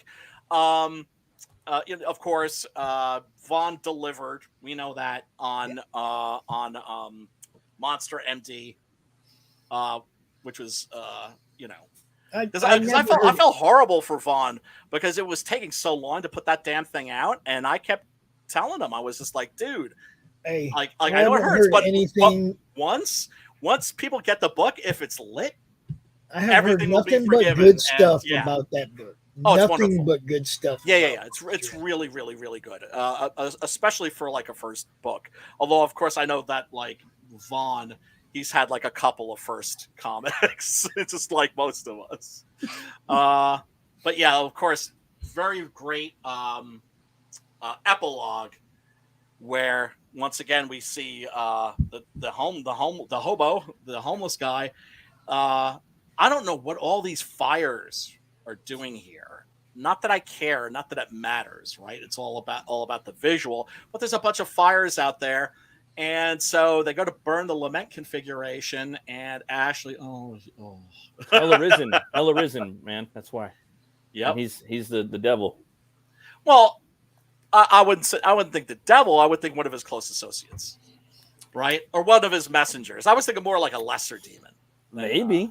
Yeah, he is the dragon, but he doesn't have 7 serpentine heads. Right. I mean, it could be. Well, I mean, that's always the case. It's the same thing. Like that's the biblical devil. Is it the right? Or then you have seraphim who have like what 6 wings, or is it 8 wings? It's a movie. You can do whatever you want. That's the great part. It's a movie. Right, and he's also creating his own mythology here, although most of it is so cryptic.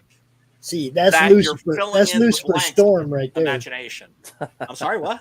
That's Lucifer Storm right there. That's really cool. He's got horns growing out of his eyes. Oh, you see that? Does he? I think so. That guy shares a set with Lucifer Storm on his show. There's horns growing out of the eye sockets too. Are there? Badass. Really? Damn. Yeah. Him and Joe are really good friends. See. Oh, are they? Yeah. That's cool. And then I love how the film comes full circle. What's your pleasure? And you'll notice that there is a illustration or a little painting, which I'm sure Barker did himself. By the way, this is just like this one single shot was like just like in a studio someplace because it's not like the camera's moving around, so you can be in Iraq or wherever this is supposed to be, but you'll notice the symbol of a locust there on the wall. Mm-hmm. So obviously great attention to detail. Oh, this is another cool movie poster right here. Looks like Spanish or Italian, huh? It's new. It's a fan poster. Mm. A lot of people do these, and I have to say I fucking love them. Yeah, they look cool. I've seen some really nice comic ones based on movie posters. Some really nice comic prints, that are oh my god done in that style. When we did Werewolves on Wheels, there was a Werewolves on Wheels a fan poster that I was like, that has to be the cover to a comic book. It just it was that dope. I love those things, man. Yeah, they're fantastic. And there's a reason why movies like this still get a lot of love, and why, thank goodness, they're not forgotten. And what can I say, folks? If you haven't seen Hellraiser, link is below in the description. And like I said, it's unedited. I'm never gonna point you. I'm never gonna provide a link to a edited, censored, fucked up version of a movie, especially one as mean-spirited and nasty as Hellraiser is. Oh man, I remember when Hellbound came out. There was an R-rated version, and it was I think the very first time that a studio released the unedited, uncensored version of a movie to VHS simultaneously, right? So you get the theatrical version, or you could get the uncensored version. Guess which one everybody got. Yeah. And it was... No, actually, I think there had already been a couple of times where they had done this. That was the first time where, the unedited version was so much more brutal than the theatrical. Holy shit. This one? Hellraiser? No, Hellbound. Oh, Hellbound? Hellraiser 2. That was the first... Yeah, I was just like, yo. For instance, the scene where this unfortunate fellow who's schizophrenic is imagining that his bugs crawling all over his body, and Dr. Chenard opens up a straight razor and just hands it to him. Damn. Right? And he just starts laying into himself. The unedited version of that is so much nastier. Damn. So much fucking nastier than the theatrical version. But the thing is if you go and watch it on Shudder or Tubi or something like that, it ain't the theatrical version. It's going to be the fucked up, uncensored version. Because, of course, well, shit, that's what you want to watch, right? And, Vaughn says, pleasure and pain so well intertwined in this story. Doug Bradley and Ashley Lawrence were recently on Joe Bob Briggs's show on Shudder when he showed Hellbound, Hellraiser 2. And they were both talking about the design of the Cenobites, Pinhead in particular. And Ashley Lawrence said said that she actually found the Cenobites to be actually beautiful. And she captured what I think is that whole aesthetic. H.R. Giger has this aesthetic that's very similar to this. And that's attraction and revulsion simultaneously. I see what you're saying.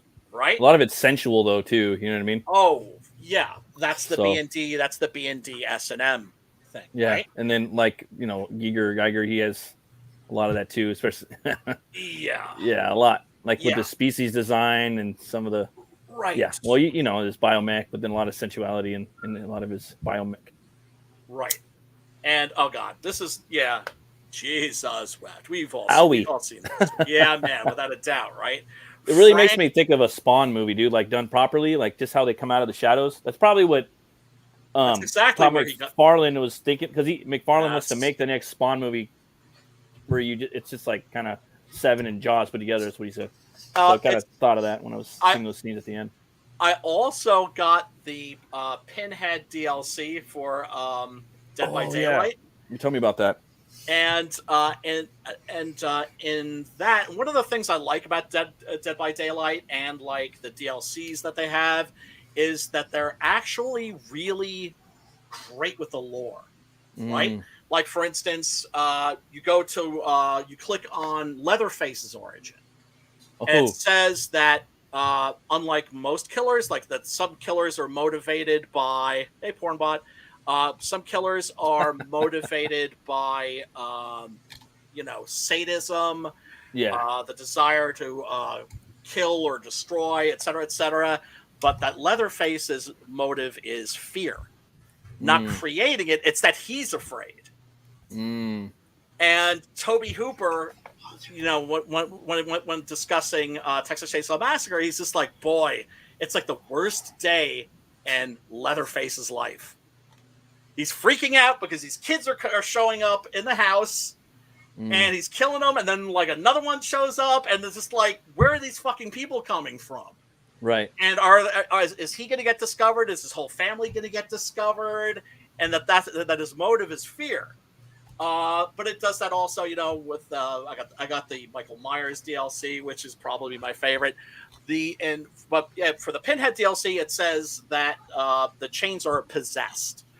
The chains are referred themselves? to as possessed chains. Oh wow! But that's one of the images that immediately was so startling when this movie first came out. Was just the chains just coming out of nowhere out of with the shadows. these fish hooks.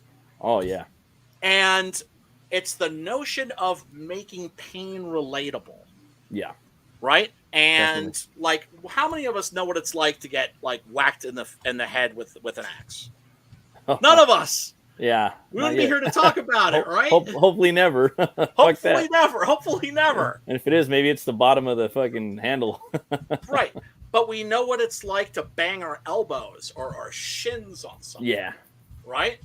And a lot of us, if we've been fishing, we know what it's like to get caught with a fish hook. And I think that's what he was playing with here.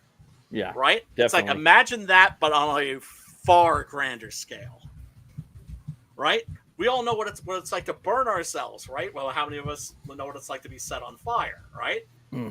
But if you have a scene where somebody's being like branded with something, you can kind of, use your imagination. But yeah, there's this wonderful shot at the climax. The house is starting to come apart, like the house of Usher. And Kirsty and her boyfriend, who's kind of useless. He just pops up out of nowhere, like, let me help. Yeah. And there's this wonderful shot of Chatterer. Like, one by one, she's sending them back to hell.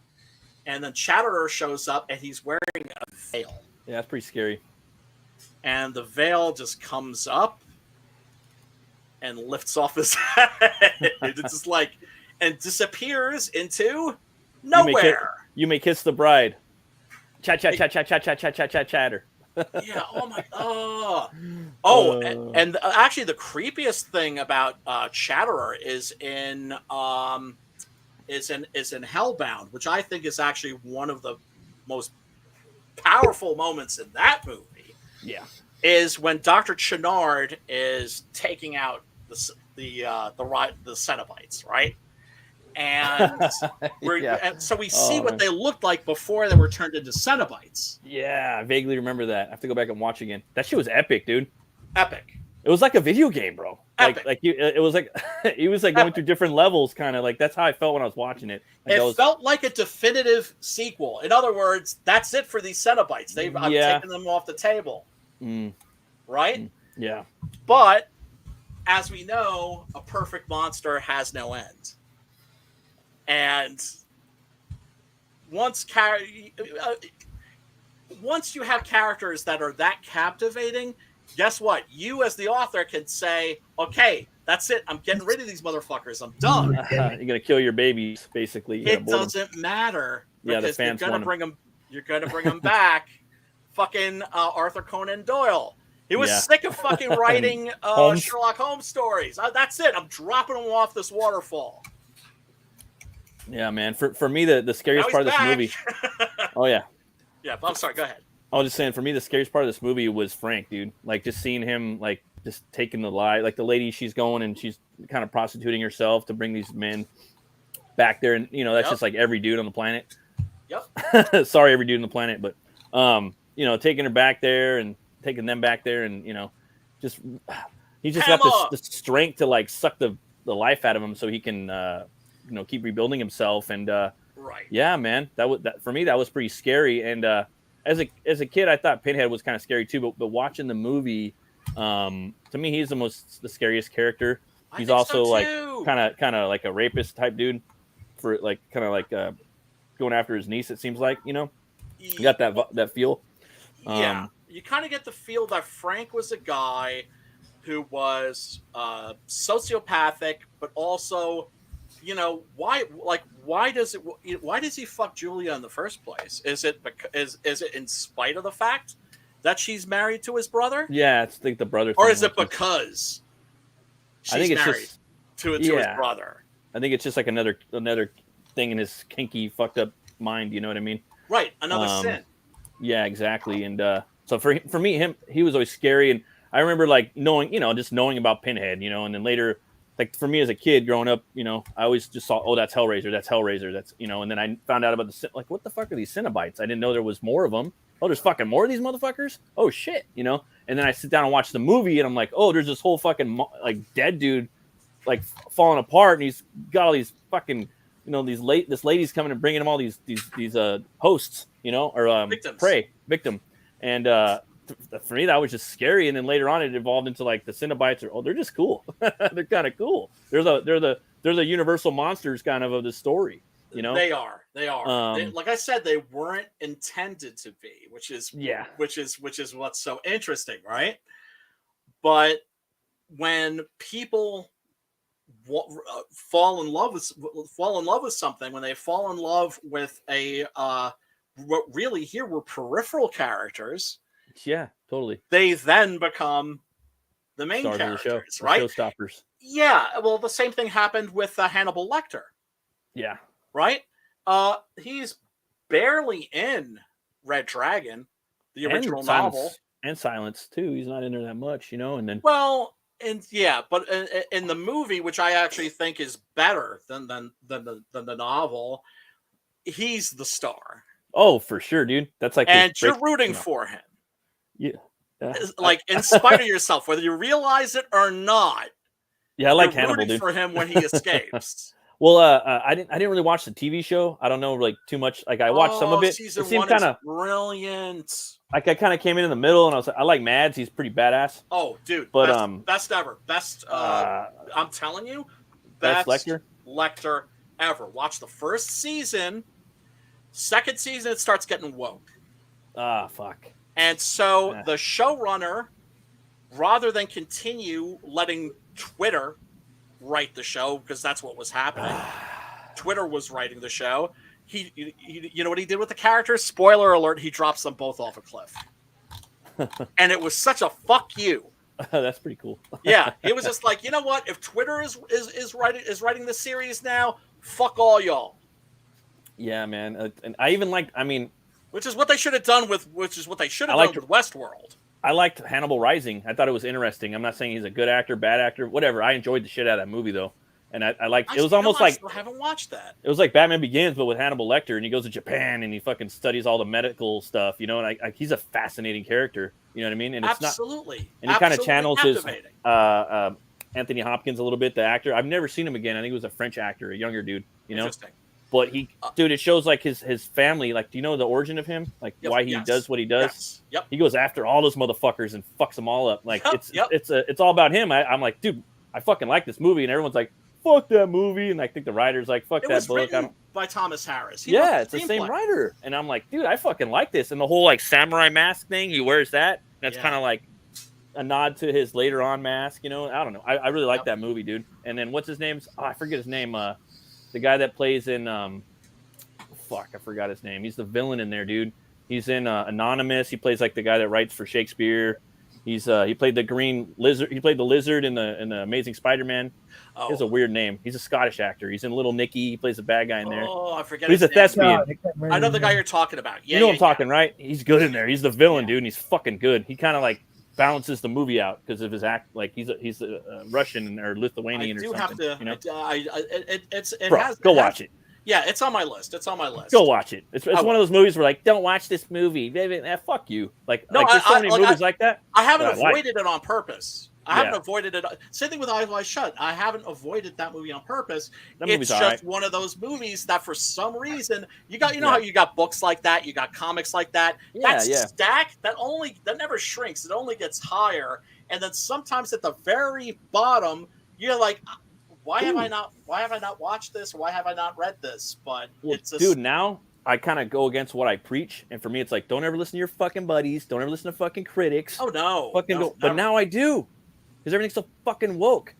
You know what I mean? So now I kind of listen to people that, if I hear that it's like got a bunch of these things in it, it's like I don't even want to fucking watch it. You know what I mean? Yeah. And it's like I don't. It's like I'm not going to listen to this guy. But it's like everybody he already said like 3 things that turn me off. Like I don't even want to watch the motherfucker. Everybody cries about spoilers, but I damn sure wish somebody would have told me about Thor before Thor. You know, and fucking that's what I'm talking. Like there's shit like that nowadays where it's like you can. Now I'm not going to watch it. But back like anything like kind of 2015, dude. There's all kinds of gyms out there where people are hating on shit. You know that you'll probably like. Yeah. Time of Dying. I haven't seen Red Dragon because I can't stand fucking Brett Ratner.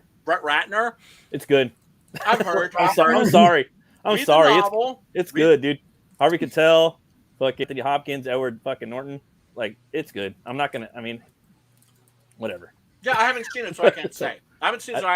But Rafe is bad in there. Manhunter was the first film version of Red Dragon. That's by Michael Mann. It's very good. I've seen snippets of that. You know what I mean? And it's just for some reason once you see and Anthony Hopkins do that character, and then you see Cox do it. And I love Cox, not that Fantastic. type, but I love Cox. He's great, dude. You know I love him in Rob Roy, fucking Super Troopers. He was cool. You know, and X-Men, whatever. Just everything he does, dude. Troy. I could, can go on forever, but it's like, dude, he cannot hold a candle to fucking Anthony Hopkins. I'm sorry, I'm dead, but I got to check that movie out. The focus, he only has one scene, and that's why I hear 2 technically, right? In Manhunter, and isn't in the novel very much, but the in Songs of the Lambs, Anthony Hopkins was just a scene stealer, right? Yeah. It's a classic case of he's the guy who loves to chew up the scenery. Say scene chewer. He's a ham in a very intentional, almost technical way. And I love Hannibal too. That's probably my favorite. I mean, they're all good, dude. I like them all. I own all of them except for Manhunter. I need to go back. And I love Michael Mann. I love his movie. I have Last Mohicans. I have fucking Collateral. I have fucking Heat. I love those movies. You know, Thief is the shit. Thief is the and there's a new one. Of course, there's The Keep, which he refuses to release. Oh, The Keep looks fucking dope, dude. I'm sure Vaughn's seen that. And then homeboy, not Red Rooster, fucking. Spencer Desmond, he's like, oh, I got that shit, dude. You know what I mean? Death Curse. He's seen that shit. I watched a whole documentary on it, and I'm just like, this movie looks fucking bad. And he's ashamed of that shit. It's like, why are you ashamed of it? It's like people like that doing the genre stuff. Always fucking, not always, but dude. Yeah. You know what I mean? They do. Sometimes they do a good job because it's not their territory, you know.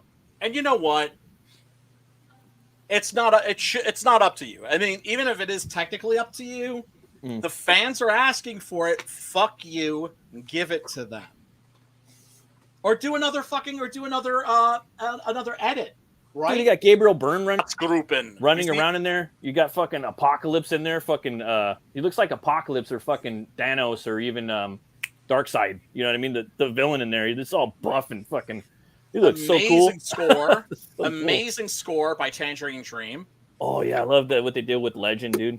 It's disappointing compared to the novel.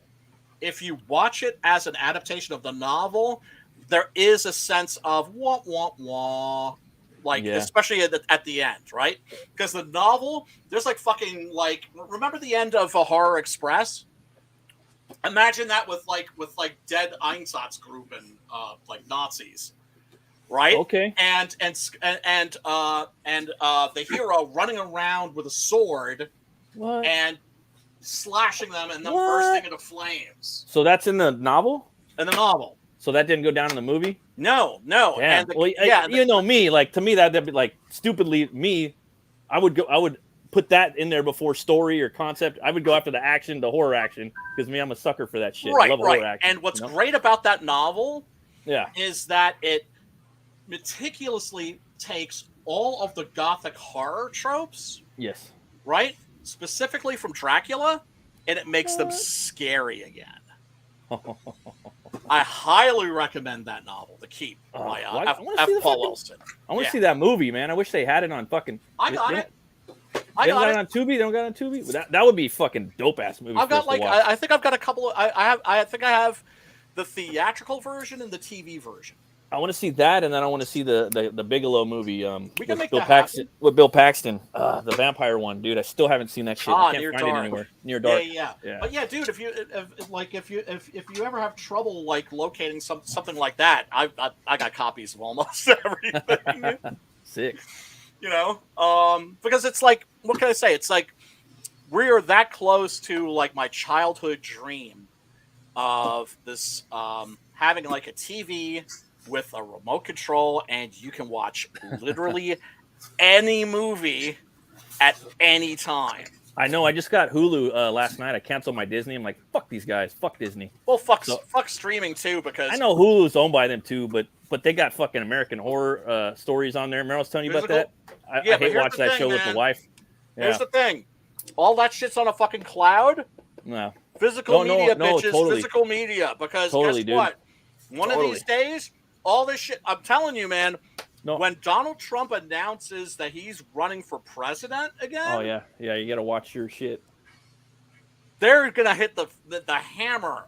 It's going to be Summer of Love, it's going to be a Season of Love no matter what. But what I always say is if Putin ever drops the AMC, you're going to want to have your fucking comic books. And I'm going to have my physical comics. You know what I'm talking? Yes. You need your graphic novels, and you need your comics, and you need your fucking novels, and your candles. You're good. Candles and comics, bro. And I'll have those. You know, so you need those, and then you need the physical batteries because those fucking wokesters are going to go in there and reformat and re-edit and remarket their fucking movies and fuck them into their existence. Right. So, if you want to watch Hellraiser on streaming, that's fine. Right now, it's available without completely unedited, right? But is it going to be there tomorrow? Is it going to be there in 6 months? Is it going to be there in 2 years? I'm going to have mine. It ain't going nowhere except my fucking shelf, right? And more like because like especially like a lot of my younger friends. I don't know if you guys have this experience. But if you know any millennials, or if you have any friends who are millennials or Zoomers, they just kind of like look at all my books and all my DVDs and Blu-rays and my comics, and there's just shit everywhere. And it baffles them. They're just like because they've grown up in a world where everything is on their phone, or their tablet, or their laptop, or they're like Edward Scissorhands when he gets the hands, you know. Yeah, he fucking cuts through them. Yeah, the fuck is this? The thing is, now they get it. Yeah, yep. Now they get it, and I'm just like, exactly, because when you have a copy of something, you have it. Well, not forever. Yeah. Right? Because you're going to die. The sun's going to blow up. Eventually, that's going to be nothing. And your body's going to be nothing. But you gotta watch it. And again, with the toys, you got to play with them sometimes and fucking move their arms around and put their armor on. Because you could die tomorrow. It's like you buy a brand new shirt. Oh, I got this new shirt. I don't want to wear it. Or I got these new shirts. Fucking wear that shirt. Play with the toys. Watch the movie. Put on those fucking shoes because you could die tomorrow. You know what I mean? Yes. You and guess what? You are gonna die. And I'm not saying tomorrow. Hopefully, not for a very, very long time. Have some fun. Have some fun. Fucking fun. And Live like you could die tomorrow, though. Yeah, a little bit. I say have some fun. Without a fucking doubt. As long as it's not at somebody else's the older expense. you get, as long as you're not fucking other people over. Yeah, man. It's all good. Yeah, the older you get, the more fun you need to have. Yes. Yeah, that's true. That's why I say have a little fun every you're day. Getting closer. Look, the older you get, the closer you're getting to stepping into that grave. Yep. Time to party, yo. Yeah. Yes. Time to freaking party. If you missed out, catch up. Without a doubt. Once again, responsibly. Yeah. You know? Yeah. I don't want you to hurry yourself into the grave, but as you get closer to it, man, you got less time to have fun. Yes. You got less time. Do it. Like when I went to these like freaky like S&M B&D like fetish parties. Well, he takes what I said straight to the wow. Yeah. Straight to the wow. And I was strictly a spectator.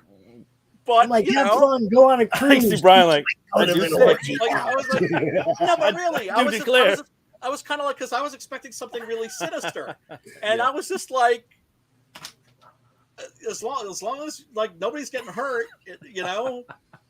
I mean, there's some marks getting left. You know what I mean? My girlfriend went home with a fucking bruised bottom that night.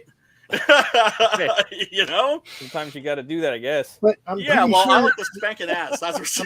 I'm gonna go out on a limb here and say she was like, that's as kinky as I get. That's as kinky as I get. I'm gonna go out on a limb and I do like to put a girl over my knee and just see. That's what I was gonna say. I'm gonna go out on a limb and say she was okay with that. Yes. Dude, well, yeah. I mean, because my last girlfriend had a nice big juicy ass, and it was a crime. It was a crime because she was not into getting spanked. And sometimes she'd be drunk and she'd be like, "Okay, you can spank me." I'm like, "Well, if you're not into it, it's not going to be any fucking fun." Right? That's the whole point. Is you want if she's into it, like, you've been a bad girl. I had a girl that I was really, like. I would have married this one, right? Yeah. And I used to walk up and get me a little handful of butt. Yeah. And it's like I didn't squeeze or be rude about it, like crawl up in it or anything. That's where my hand naturally goes. Yeah, give me a little butt cheek, right? And yeah. She would complain about it. So I quit doing it. And then one day she's like, "How come you don't grab my butt anymore?" Oh, are you fucking kidding me? Oh, God. You think I wanted to stop? Yeah, exactly. Yeah. Where'd you come from? Yeah, like I said, it's just naturally where my hand goes when I'm with a woman. It's like it starts on the shoulder and it just kind of goes down to like the hip. I got snuck up on, guys. I got snuck up on. Oh, hello. I got snuck up on. We got Munchkin alert. Hi, Munchkin. He looked like Bugs Bunny with that freaking carrot hanging out of his mouth. Yeah, he does. He's got the tooge, too. Yeah, straight out the garden. He's got carrots straight out the garden. He's doing the Bugs Bunny thing. Yeah. Okay, so hi, Brian, and hi, Matt. Hi. What's up, dude? Howdy, what's up, dude? Is that like a head? He's the guy that did Six Gun Gorilla. Real? Yeah, for real. Yes, indeed. I remember his setup. Oh, he remembers your setup, Brian. Check it out. Brian's got all the toys, dude. Yep, I remember that guy. He's got some cool stuff, huh? All right, we're talking about adult stuff. Say bye, everybody. I was going to say we kind of are. We're talking about adult stuff now, though. You got to go. Love you. Nice seeing you, little man. He just gave me that look like, you just wait, I'm taking this thing over. No, well, yeah, of course. Well, the thing is, it's like when you're a kid, you don't want to hear that crap. Oh, yeah, I know. No, right? Because I mean, he is the heir apparent. He is the heir apparent to the madness. It's for our sake. Do you know what I'm saying? It's for our sake. He gets it.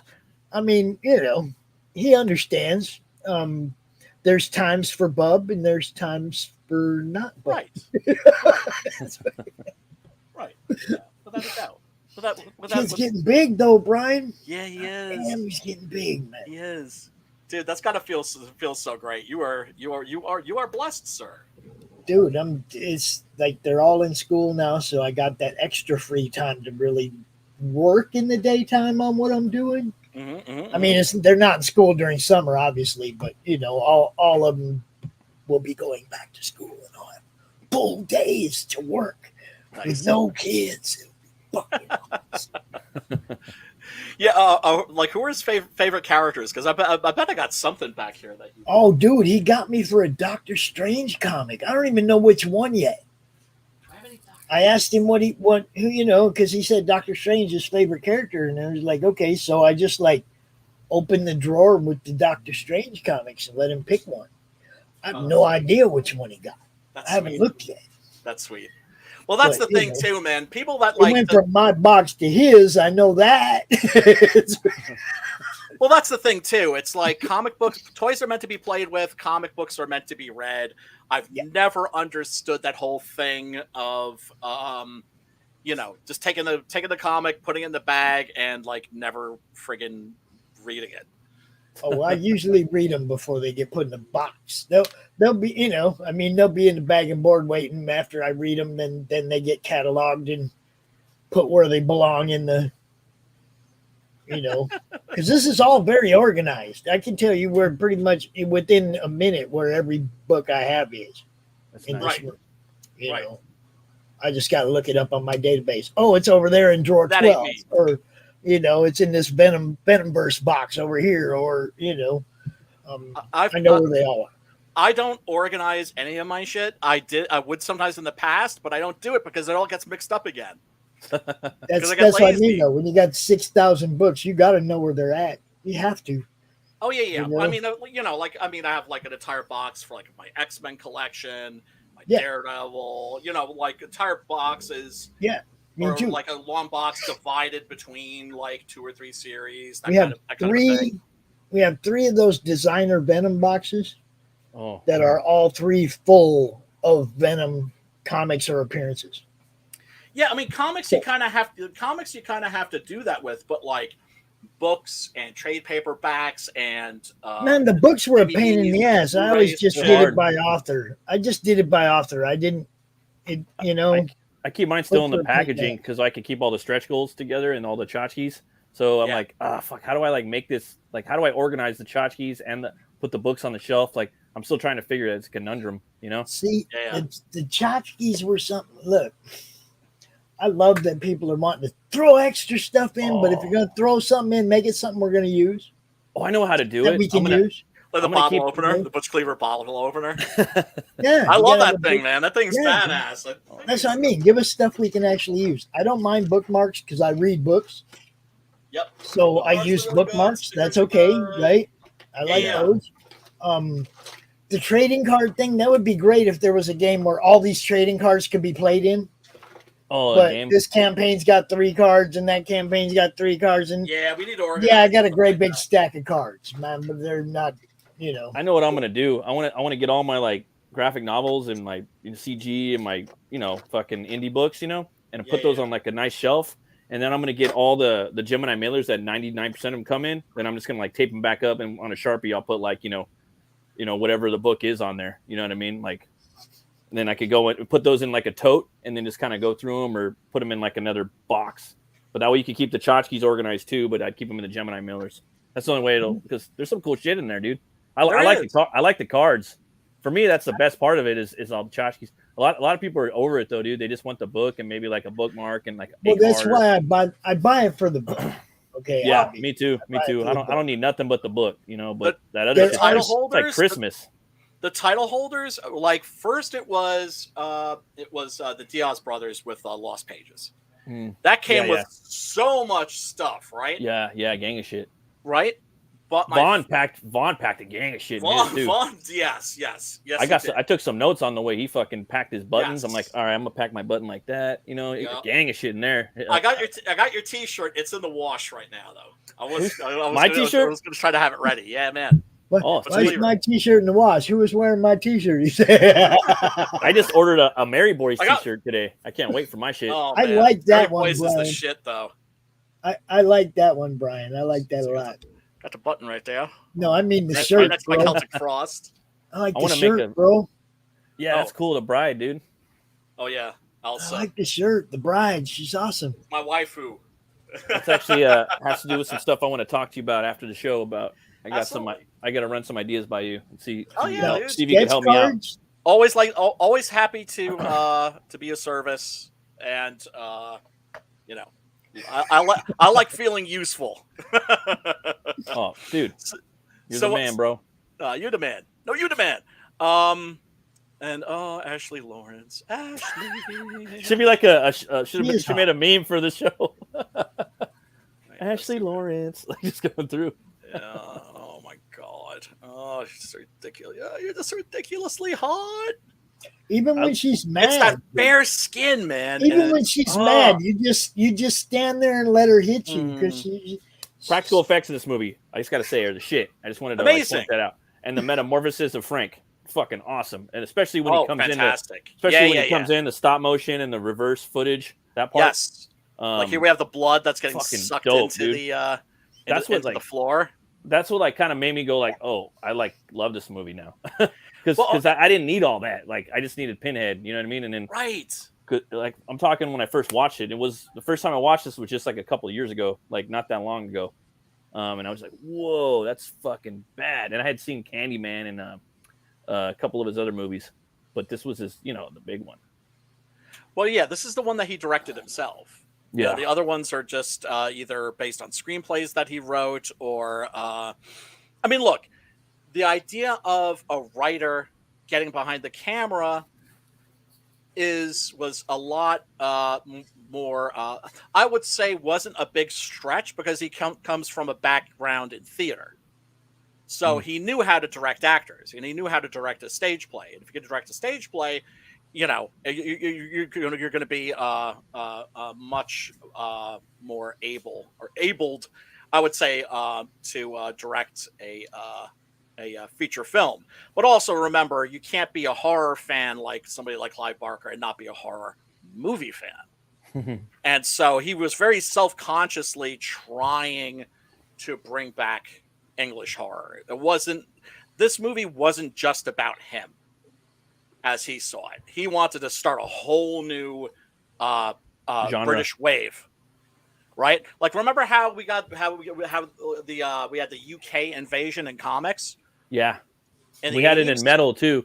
New Album. And a metal. The new wave of British heavy metal with like Iron Maiden and Judas Priest. I was gonna say too, what other franchise like this has made these iconic characters that are other than the Universal horror movies monsters, that I could think of. I thought that's a pretty good point. It is. I don't want It to toot is. my own horn, but I'm just saying. Yeah. Look at all these fucking. So you got the Universal classic monsters, and then you got the Clive Barker Cenobites. Like, what came after that or before it that was so iconic and big, cinematically? Right. I can't think of anything. Have you guys read Time of Dying's asking? I think this is the second time he's asked that if anybody's read the Hellraiser comic book. Oh no, I haven't. I haven't that read would be any of them. badass made. I've seen some pictures online though today when I was looking I at don't the know if remake I have or the any. remake. Is it concept art. just one book? What is it? Is it a series? I think it's Boom Studios. Which book are you talking about? Hellraiser. Hellraiser. Oh, originally it was because I have the original Hellraiser comics tucked away. Okay. I'm trying to actually. You know what? Give me a second. I actually think I may have one on a shelf over here. Made in Hell says she likes sketch cards. She also I like says sketch cards too. Sketch cards are better than anything else because that's art. and then I want to make a battle jacket just indie comic patches. Yeah, I'm gonna probably make like my battle vest. helmet. I probably got my gonna- battle helmet. I'm probably gonna get a Levi jacket with the and cut the sleeves off. Probably gonna I get got like my battle helmet with the pins all over my hat. let's see here. I do not have any Hellraiser comics. Damn. Pornbots are back. What's up, Pornbot? I'm gonna block the fuck out of you real quick. Pornbot. Sorry, my bad. There you go. There you. Yeah, original sketch cards they're small. They don't cost too much. I have quite a few of them actually, framed up all over the place. Yeah, original art's cool. Yeah, sketch cards are cool. Like they're. I mean, I had Sim help me out. There was a couple he did for Butch Cleaver on my campaign, and I didn't get to keep any of them, so I got a little butthurt because of that. They went out to the backers, and it was cool because like when you make a character and then someone does like a sketch card or of it, it's just like wow, it's so cool. 6 a.m. drew Crom for me. Oh, that's cool. I think I won that on one of Don Chin shows. Answered a trivia question, and then Mike drew whatever character I wanted, and I was like, "What do you know about Crom, bro?" I sent him some reference art, and then he did Crom, but he did him like old man Crom. I love it. I love it. It's fucking awesome. That's 6 a.m. Comics, yo. Go check out Mike Marianelli. Fucking rocks. MC Martin does so many. He does so many stickers. So Yeah, many people's campaign stickers. If you haven't seen him, damn, dude. He did 2 for me. He did one with Butch. Like I think it's one of the best ones he's done. Not because it's my character, but it's fucking badass. And then he did another one. Yeah, it is. It's right there. He did that one right there with him riding tour. That one's dope too. Did 6 Gun. I need to get a bigger version of that sticker though. Well, shit. I guess I had to grab it now. All Sims characters. Everybody's showing their Marianellis. Whenever that guy gets his DMs, whenever he gets opened up for commissions, I always try to hit him up. I'm gonna hit him up too next time. Next time his shit opens up, I'm gonna go zoop. I got some stuff I want him. I got some probably gonna have him maybe make something. And he's like the nicest dude, man. Oh yeah, he's cool as fuck, dude. It's cool as fuck. What you got there? Okay, so the one on this side, Marseille Phillips did that a long time ago. It's like one of the very first pieces of Crom art. And then this one is Mark Marianelli. No shit. Huh? Is that cool or what? That's cool. Old Man Crom, dude. I can tell by the hands. Otherwise, I wouldn't be able to tell because he has a certain way. He does usually 3 fingers or 4 fingers on a hand. Yeah. And then the way he does the square tips of the fingers. Yeah. The lines he throws on the knuckles. Yep. Thank you again. And 6 a.m. You know what's up. Yeah. The Riddle of Steel. Are you talking? Oh, no, you're talking about my Conan. My Conan sword, my Conan Schwert, the Atlantean sword. I think barbarians are going to be the next werewolf for CG. Like people are doing barbarian books next. I think that's going to be the next thing. I have one. Because I'm doing one next. That's ready to go. What's his name's doing one? Andy. Why can't you do a barbarian turns into a werewolf? Barbarians or like Conan style barbarians? I'm talking esque, but mostly Conan. Mostly Conan, dude. Mostly because. I want some little wimpy dude turns into a werewolf. A barbarian werewolf. A barbarian werewolf. Come on, just take it to the next level. I got Southpaw about a Rougarou. Yeah, that's pretty cool, dude. Yeah. Or a werewolf that runs with a barbarian. Or a barbarian that runs with a werewolf. Well, the problem is that like that hasn't like with the interest in the resurgence of interest in Vikings, that hasn't led to a interest in the barbarians. By the barbarians, I mean the Visigoths, and the Germanic tribes. So many, I've got overran Rome. Yeah, those are my guys. Yeah, I mean more like sword and sorcery type, and then other like He-Man. Oh, I have one of those. All that stuff. That's what's going to be next, I think. Which I'm totally down for. I have two. I have 2 characters like that. I have 2 as well. 2 stories. 2 books. 2 books. I have a bunch of barbarians that One of them is Arminius and the Black Forest, right? The Varusschlacht, as it's known, because that is like, why haven't there been like 100 movies about that? I don't know what the fuck that is. It's German though, right? Battles in history. It's German, right? Yeah, basically, Arminius was taken as a hostage by the Romans from his father, who was a head of like one of the German Gothic tribes. He was raised as a Roman. He worked as a centurion. He saw how the empire treated its subjects. So he's a badass if he was a centurion. And so then he went back to Germany and was like, okay, I know how these motherfuckers fight. We're not going to be able to stop them on a battlefield. We are going to lose. Guerrilla warfare. This is what we do. We ambush them in the Black Forest. And, oh, dude, like, what was it? I think it was like, was it 6 legions or 3 legions? I think it was 3 legions, I believe. Like a huge, like a quarter of the Roman military marched into that forest, and not a single motherfucker marched out. Yeah, you heard of Alaric? Alaric was a pretty. I forgot all the shit about him, but So I've my got dad, one dude. that, and then I have another one that's just like a full blown 80s style sword and sorcery, balls out like oh, that's tight. Like, you know, skull splitting, just badassery. Like, oh god, if I could get Rainbow the Brute, illustrate that Rainbow the Brute's another one. I mean, that sounds dope though. The one you're talking about. Yeah, no, I mean, that's both the thing is like I want to do other genres. I don't want to always just be thought of as like the guerrilla guy. Oh, and the thing is I've got like a bunch of different books that are going to be coming out, but they're all in the works. Yeah, it'll happen, dude. I've already written all that shit, and I'm just waiting for people to illustrate it, or people are in the process of like the thing that I did with Adam, for instance. Yeah, and I'm thinking like, what if people start putting out like kind of floppy sized books, like I was thinking about doing that, like maybe putting out like a 30-pager every fucking year and a half or something.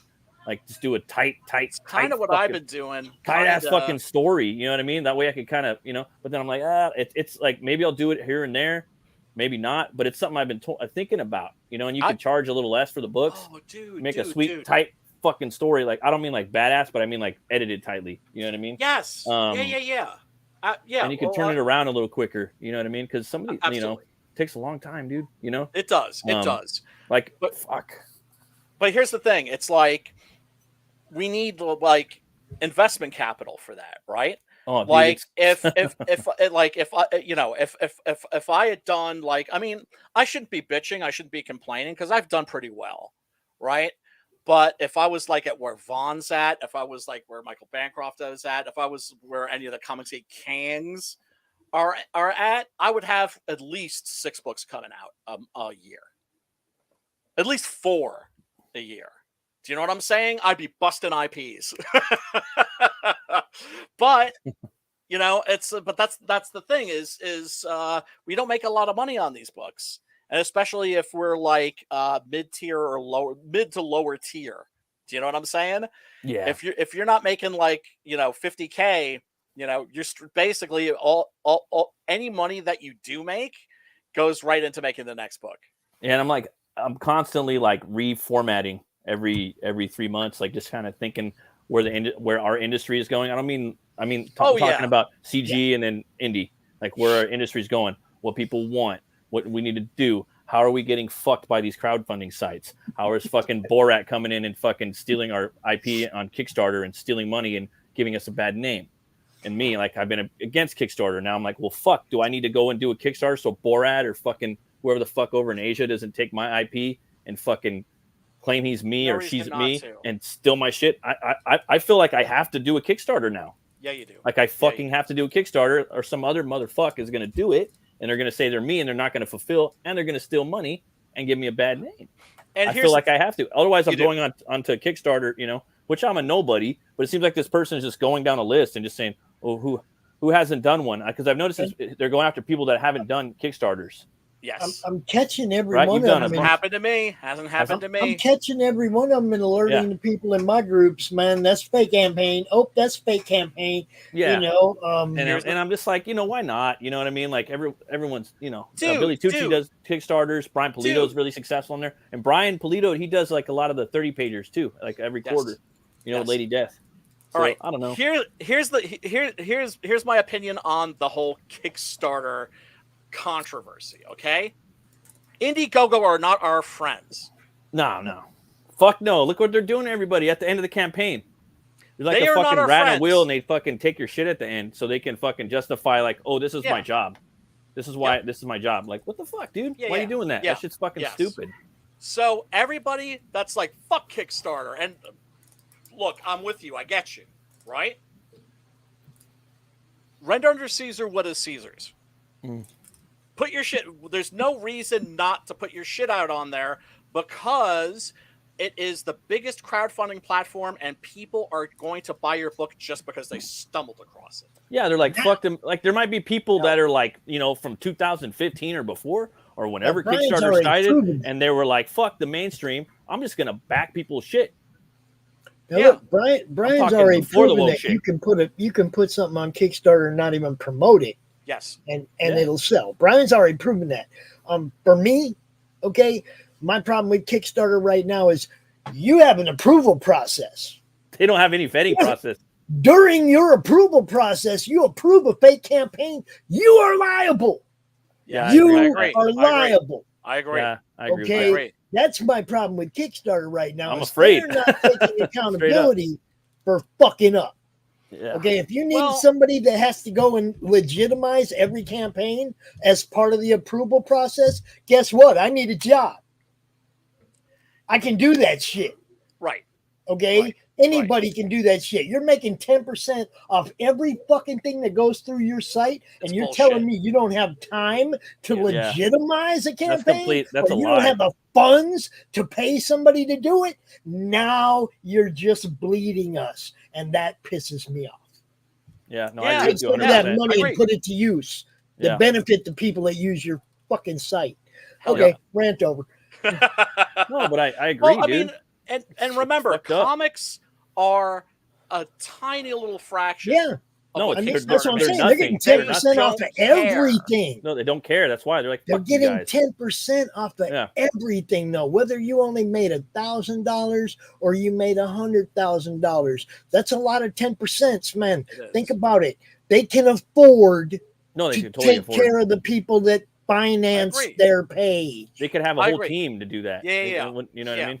What I'm saying is I don't believe it's logical to boycott one platform in Yeah. favor of another that's probably Doing the just same as thing. fucked up doing the exact same thing, or Doing the will same. shortly soon be doing the exact same Mhm. thing. Can I You ask know you what a I'm question saying? real quick? So, Yeah, like, sure. can I put like gory ass shit up on Kickstarter? They're gonna rip it down. They're gonna rip it down. Okay. Well, they If you get reported, and you know, there's a lot of fucking hall monitors Yeah. on Oh, the okay. internet, That makes right? sense. That's Okay. why I'm saying you got That's a the lot same of as hall Indiegogo as far as monitors. that goes. You got an approval process. You know, Fing Changhua did not do Peter Sameti's fucking King Cryptids campaign. Yeah. Okay. Exactly. $20, what I'm That's saying, bro. It's almost like $12,000. You might as well just make a campaign. You might as well clone your 256 fucking backers. Indiegogo and do it on Kickstarter. There's no That- fucking reason not to. Otherwise, you're gonna get a bad fucking rep for 256 normies My fake- advice, and adjacent bycatch backers. You know what Yep. bycatch is? It's the fucking Yeah. shit it's the turtles that get caught in your net when you're fishing for Yeah, fucking but tuna. what I'm Yeah. saying is Yep. they left Fucked that up. campaign up. They left that campaign of Peter Sameti's up, Still knowing up or it's what? not that Fang Changhua from Hong Kong's Right. book. Oh my god. Okay, right? knowing it, shit and then infuriates me, bro. all weekend through San Diego Comic-Con, that campaign was still active. Now, I don't Still know if they active right fixed now? it today. I don't know. I should look. Fuckers, they Poor pissed Pete, me man, off. though. and it's fucked up. He's been working. You know, Pete's been working on this shit his whole fucking life. Yeah, of course. I know Pete's been working on that shit. I can just tell. He's Most got lore definitely. upon lore built up him on that. Yeah, You know what I mean? And Without a he fucking could have doubt, used without that a money, fucking doubt. dude. He would have I gained. know. He would have made more than that. Yep. He would have made fucking more than that because he would have put heart and soul into his Kickstarter. He would have done all this extra shit. You know what I mean? Yep. That was just like, who? They just threw that Yep. up there and fucking Yep. I mean- went in there with a shovel. You know what I mean? Yeah. Hopefully My not. attitude is don't be scared, but watch your fucking back. Yeah. That's it. Always, you always gotta watch your fucking back now. No all reason the time. not to. Google your IP every fucking 3 days. Yep. Right?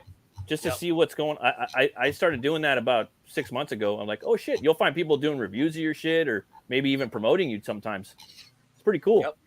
Yep. Yeah, I promote Like, I was people like, all oh, the time. thanks. I got a guy that did a review of me and another guy that promoted me on his channel. You know, like, oh, thank you, man. I fucking appreciate that shit. Yeah. Now you gotta look Okay. for Kickstarter Oh, gee. campaigns.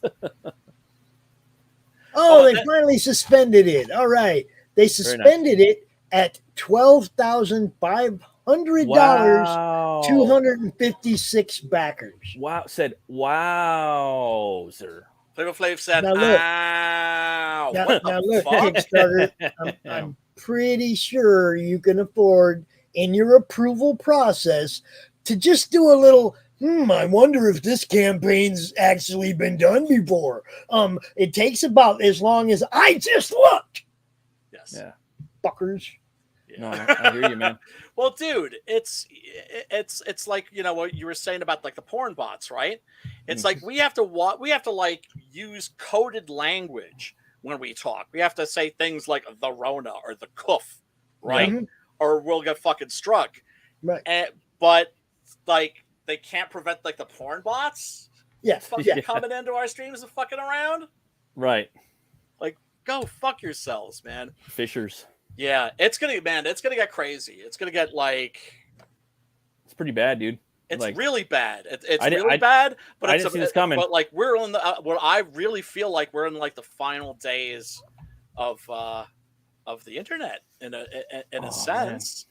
Do you know what I'm saying? Because Vinny was complaining about this shit for a long time because he was the first one I remember. Like they were doing that with his Shadow of the Kraken book, you know. And now they're, you know, people are doing that shit now. You know what I mean? But Vinny knows what it's like to have his shit stolen. Yeah, from the get. Right? Yeah, that was Like one of the ones that I went out everywhere. I went out everywhere telling everybody it was fake. Especially like on the Facebook side, because you got to remember, you guys, when they're taking these Indiegogos and throwing them on Kickstarter, they're not promoting them on YouTube. No, they're promoting them on Facebook. Wow, because that's where the major Kickstarter fans are. Oh, no okay, shit. No so shit. that's where my group is. I see them. I'm going, that's Vinny's book. Boom. I go straight to my group and I start telling everybody, yo, this is fake. Share it out. Make sure everybody knows it's fake. Don't back this book. Did the same thing when I realized they did it to Peter. I do it anytime I catch one because it's always from Indiegogo to Kickstarter. Interesting. I wonder if it's like the same person or persons or. Well, this guy was the one that did Peter was Hong Kong. I'm saying one of them was an Asian, and then allegedly the one that did Vinny's was like Eastern European, like some Borat motherfucker. You know what I mean? That's what I heard from Dojo. It's not like domestic fuckery. It's just people being shifty. Yeah, it ain't like political shit. It's all about the money. No, so what Dojo was saying, they're laundering money through the campaign. They're laundering money, and so basically they're laundering money through there. Yeah, and then every backer that comes through, that's just icing on the cake. Right. You see what I'm saying? And that's what Brian from Dojo. He's an auditor. You know what I mean? Mm-hmm. So he's the one that's finding this. He's complaining it to like the Federal Trade, I believe. And he's the one that's fucking. I think he helped Vinny out a little bit, if I'm not mistaken. But man, that just really got me a little spooked up, you know. And it fucking breaks my heart to see this happen to our buddies. You know what I mean? And arms, man. Yeah, dude, our fucking buddies. You know what I mean? Yeah. I don't like that shit. You know? No, I don't want to see it happen to any artist because everyone here is fucking hungry and starving. You know what I mean? So we bust our asses, man. Why are you coming after us? I mean, I don't know, man. Right. Like I hate seeing people stealing. I hate seeing people stealing bottles of Cristal and $50 bottles of fucking whiskey. You know, go steal some fucking bread, fucking motherfucker. You know what I mean? Like people, you know what I'm talking? Yeah, I know exactly what you're talking about. But here's the thing: it's much easier to prey on the poor than it is the wealthy. You got me, right? Where did Bernie Madoff fuck up? He stole from rich people. You don't steal from rich people. You steal from poor people. They'll shoot you down. Exactly. Just like Robin Hood and all the other. Get the people who can't pick on the people who can't defend themselves. Yeah, it's always easier. The small fry. Yeah, that's obvious, man. That should escape me. Although I ain't gonna lie, I would find it funny as shit if they did that shit to like Heather Antos or Donnie Cates or some other fucking SJW piece of shit. Man. Fucking douchebags. Oh my I almost God. feel like they're going on to cgnow.net, you know what I mean? And they're just like, check. Like it's an easy little thing. It might be. I'm afraid of that. Yeah, I mean, like I said, also you don't have to have like a alternate cover or something like that. I always advise it because it's just kind of like that way you're going to get some of the people that some of your previous customers who are like the hardcore collectors and they have to have everything. Mm. Do you know what I'm saying? And I was always against variant covers because it seemed like double dipping to me. But then I'm like, well, it's not really, especially only if you only do one. And then I don't see nothing wrong with 3. I wouldn't. I wouldn't do it, but 3's kind of cool in a way. It's just I fucking 3. Yeah, 1, 2, 3. You know. Right. Yeah, I'm not against it. It's not double dipping because the question is, are the readers getting like extra content? No, it's just a new cover. And it's a market. Yes. There's people that just want to collect covers and they want to flip them and they just want to collect them. There's a whole there's a variant cover market that has nothing to do with readership. Yep.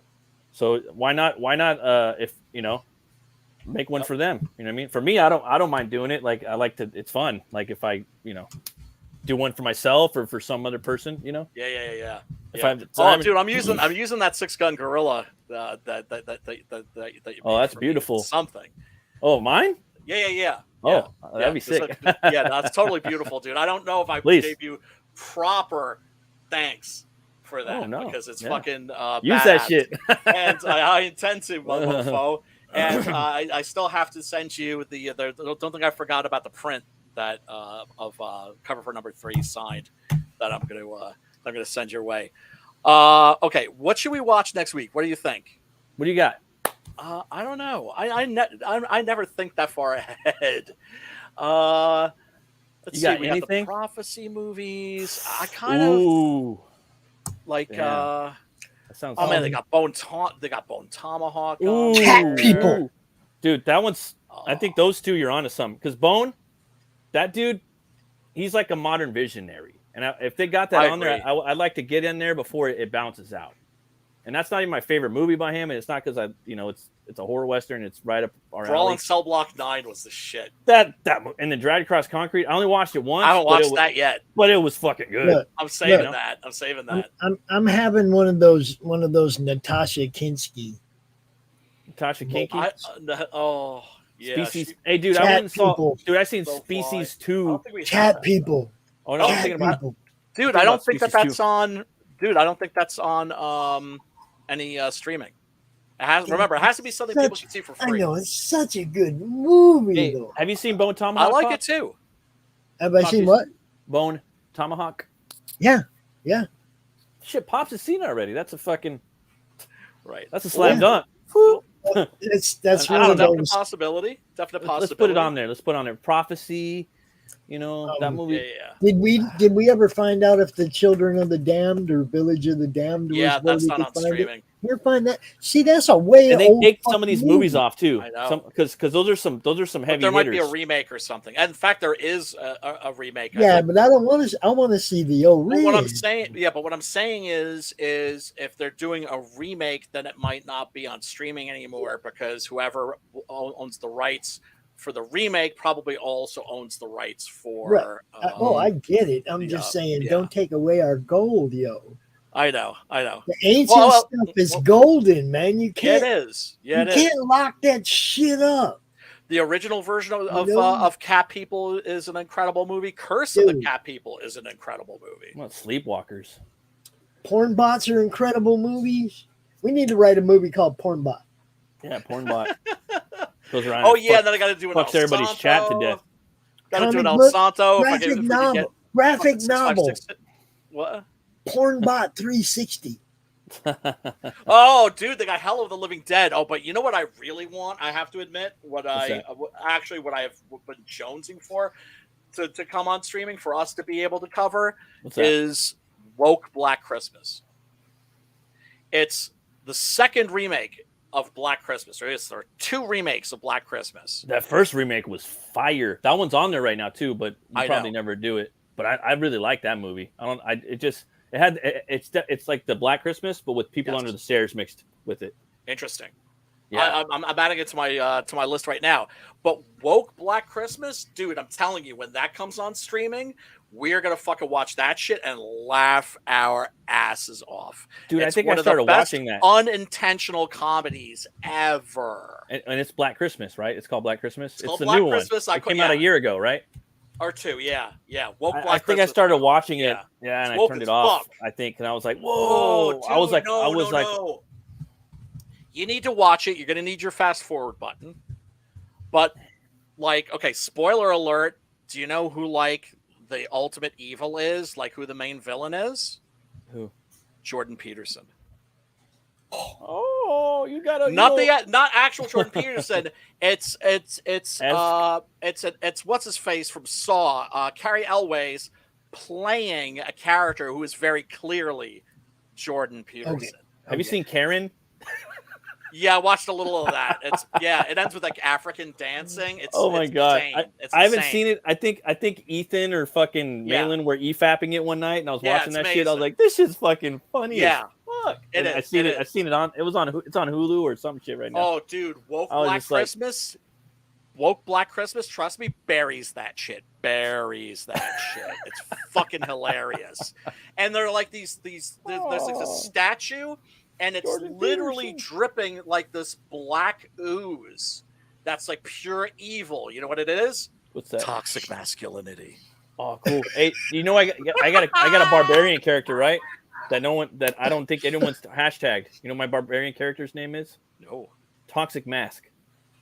Toxic Mask. That's badass. I hashtagged it like a year ago, Mask. and I keep hashtagging it every year just because one day I'll make it. It's basically Rambo and He-Man put together. Oh, that sounds great. And he's and he's an underground wrestler.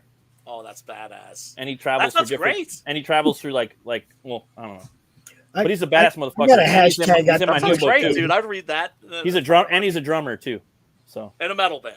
In a metal band. Of course. So it's Toxic Mask. Fun. Yeah, well, I mean, you see, that's what I like about your comics, Matt. Is they're very just sort of like, fuck yeah.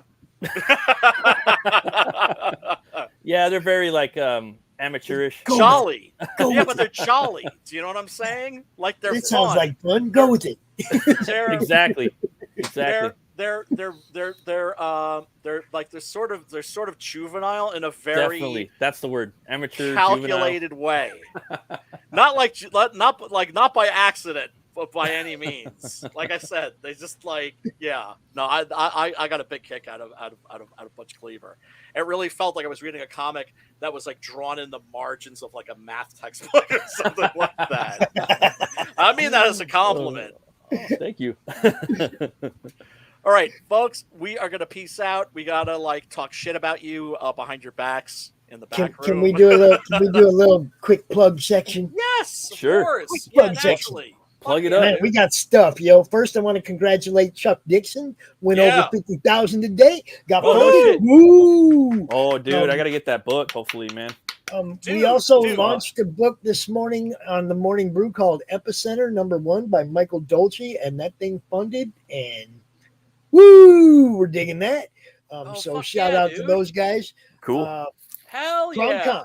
CromCon 27 live from the floor of Savannah Comic-Con. It's going to be a blast. That's all I can say. Watch the channel this weekend. You're going to see us from the table. That's talking to people live. We're going to be talking to people online as well. Brian, the link is going to be posted to the top of the YouTube chat. I'm looking forward to it. All weekend long, anybody can pop in whenever they want. Just be aware if Kurt Angle walks up to my table, forget I'm talking to you. All right. I just oops. I might introduce you to him. But you know what I'm saying? It's like it's going to be his minute then, right? Yeah. No, it's the same way, dude. Like, if we were hanging out, I'd be giving you my full attention unless, like, Fabio walked by. Well, like, see, Fabio! I have to explain this, though. It's like I didn't do a sign-up this month, right? Because not knowing at the con who or what time I'll be talking to people, it was impossible to do a schedule. So it's just going to be wide open. Online guests, live guests. We're going to be talking to people walking by. When Rex and Texas Dave do their segment, we're going to stop people walking by the booth and ask them to show off what's in their bags. That's cool. what the show offs is going to be about this week. Love it. Actual con grabs. Well calculated, but fun. You know, yeah, we're just going to interact with people live, interact with people online. It's going to be what CromCon should be. Hell yeah. Cool. So looking forward to that, Pops. And once again, congratulations. Thanks, man. That's fucking epic. It's awesome. I just put the last piece together, the Uber to the bus station. I'm fucking ready to go. That's awesome. Dude. Got to catch a bus. Got to catch a bus to meet up with my sponsor, Chris from Laughing Rogue. And then he and I are both driving down together to Savannah, and he's going to set up a table right next to mine. So I'll have one of my sponsors there. I'll be able to promote the hell out of him at the same time. Oh, that's fantastic. I couldn't ask for a better fucking Tank. Dan, you guys rock. If y'all don't know who Tank and Dan is. Oh, we do. We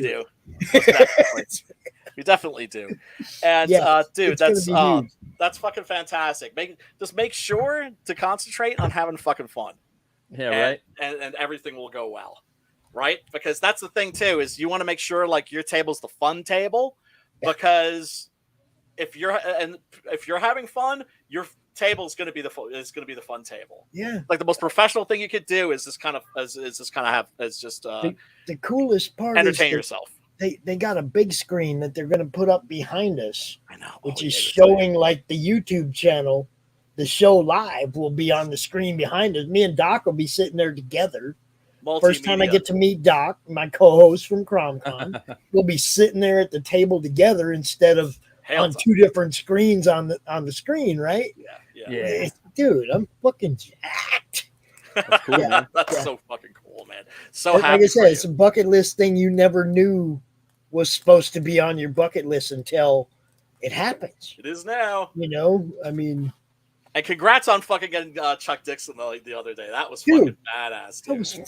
He's amazing. He hung out with us for 2 hours, dude. I know. He was chilling. 2 hours on Monday Madness. If you missed that, go check that out. Because that was great. Before he got funded, and we were pushing it, baby. I know. I couldn't believe that it was like, what, he had 3 days or something like that? Yeah. He needed like 10 grand. I saw him on Ethan's for a little bit. Well, yeah, he went straight from my show to Ethan's. I guess Doc heard him lamenting how he can't never get Chuck Dixon on his show. And I don't know if Past Master Dan or somebody said something, because Chuck went right from my show to Ethan's. You know, so that's what we're supposed to be about, right? That's what he's supposed to be about. He's a CG king now, but he's like, man, I'm the CG Jesus. That's what he said. Yeah, because he's like, I've been here for because he's been. He can actually say that shit too. Well, he's been doing this shit for a long ass time, dog. It's just like Mike, right? They say, you know, he's one of the CG kings now. It's like, I remember when they were like, Mike, you should join CG, and Mike said CG should join me. That was Mike, right? So he ain't a king. He was like God level. He was like God level saying, no, y'all need to join me. Pizza Medi said a similar thing because he's been doing this shit for a long ass time too, and getting fucking swatted and fucked with, you know. Yup. So. You gotta. That's what always pisses me off the most is like when they disrespect, you know, people like us. That's one thing. It's another thing when they disrespect the OGs. Yeah. It's like, go fuck yourselves, mofos. Without those guys, there wouldn't be half the comics they like that have been fucked up today. Thank you. They wouldn't have had a chance to fuck up. Right. Matt, tell these bitches where they could find you, where they could find your book. You could find me on Twitter at RuneCutter Comic. You can find me on YouTube at Metal Movies and Brewskis, down that right there. And if you guys want, you could check out my book right here, Butch Cleaver. It's a crowdfund, and I got a little spoiler right here. Oh, this right here is Hornface, and he's one of the characters in my new book, Hell War, coming out in about a year or so. Dude, we had a character with the horns growing out of his eyes. This guy's whole fucking face is made out of horns. And he's got legs. Like a 9-pack. Yeah, he's just one of the few characters in Hell War, and he's actually a biker too. So he's you'll see he resides in Death Valley, California, with his biker crew. So, and folks, what's the name of the biker gang, Matt? I gotta know. Let me get in this plug really quick. Or I'm sorry, it's not really a plug. It's more like a teaser. Everybody gonna tickle your ass with a feather here for a second. I've been privy to the plot to this thing that he's talking about, and it's gonna be lit. So can we know the name of the biker gang? That's gonna be so much damn fun. Oh, thanks. Can we know the name of the biker gang, or is that hidden scoop? Death Valley Drogs. Drugs, right? Or Draugr, if you're Scandinavian, or different. Right. So. I'm telling you, he's told me the plot for this thing. It's completely batshit fucking crazy, out of control. But he's not a Draugr. He's something else. Oh, thanks, man. This is gonna be something though. It's gonna be something. I'm working on that book, and I could do so many pages. But people that like to draw and make comics, they might need to break off and do something different every few pages. Their mind gets kind of, you got to go dip into something fresh. And that's how I work now. Like I need to go do fan art, or I need to do something else. I can't just do the same thing like nonstop. My brain's kind of that too. I don't know. I don't know. It's a thing. It's like sometimes something just demands to be written, and you just have to get it out of you. And then like sometimes, like I'm doing that now too. I'm working on two things at the same time. I get stuck on one, I go to the other. Yeah, Keeps you fresh. Exactly. You got to go back to the well and baptize yourself. Absolutely. Take a bath. Absolutely. And folks, you can find me on the Twitter at Brian Christgau. You can find me on the Facebooks, and also if it's not a bother, click the like button and share, subscribe, ring a ding ding the little notification bell. So you'll get notifications when we're streaming, and go check out. I have a second chance campaign for the new Six Gun Gorilla issue number 8, Cemetery Without Crosses, on the Kickstarters, and you can't get any of that fucking exclusive shit that was on the Indiegogo. That shit is no longer available, but you can still get issue number 8 and also all of the previous issues. Drop the link. Didn't I? I think I'll drop it right now. I got you. Yeah, okay. Drop the link so I can snap it up and drop it in the madness real fast. Okay, awesome. Yeah, and I read Cemetery Without Crosses over the weekend. Yeah, and I fucking loved it. And thank you. I love the whole story. I really liked the big gun down. It was fucking epic, and this one's epic too. Brian, I think, was talking about it being Cemetery Crosses being like The Empire Strikes Back. It's in the it's an epic. It's in the middle of it, and yeah, man, he packs a lot into that story, and the artwork is fucking beautiful by Preston Acevedo. That's for fucking sure. And that I can always say for by sure. Fucking Oliver Arce. Great book. Ollie from 656. Ollie from 656. Go check it out. You will not be disappointed. And if you have not checked out fucking the other Six Gun Gorilla books, pick those up. And I recommend getting all the fucking covers from Kickstarter. If you can afford it, get the fucking graphic novel and get all the fucking the singular books. I need to do that too because they're fucking works of art, and they're going to be fun to read too. If you have to just get the singular issues, get the singles. But if you could flip through the motherfucker, get the whole book. But definitely, you guys got to check it out. Very well written. Very carefully by a fucking pro that's got a fucking English lit, and it's fucking lit. I very carefully took each one of those books out one at a time and read them. Yeah.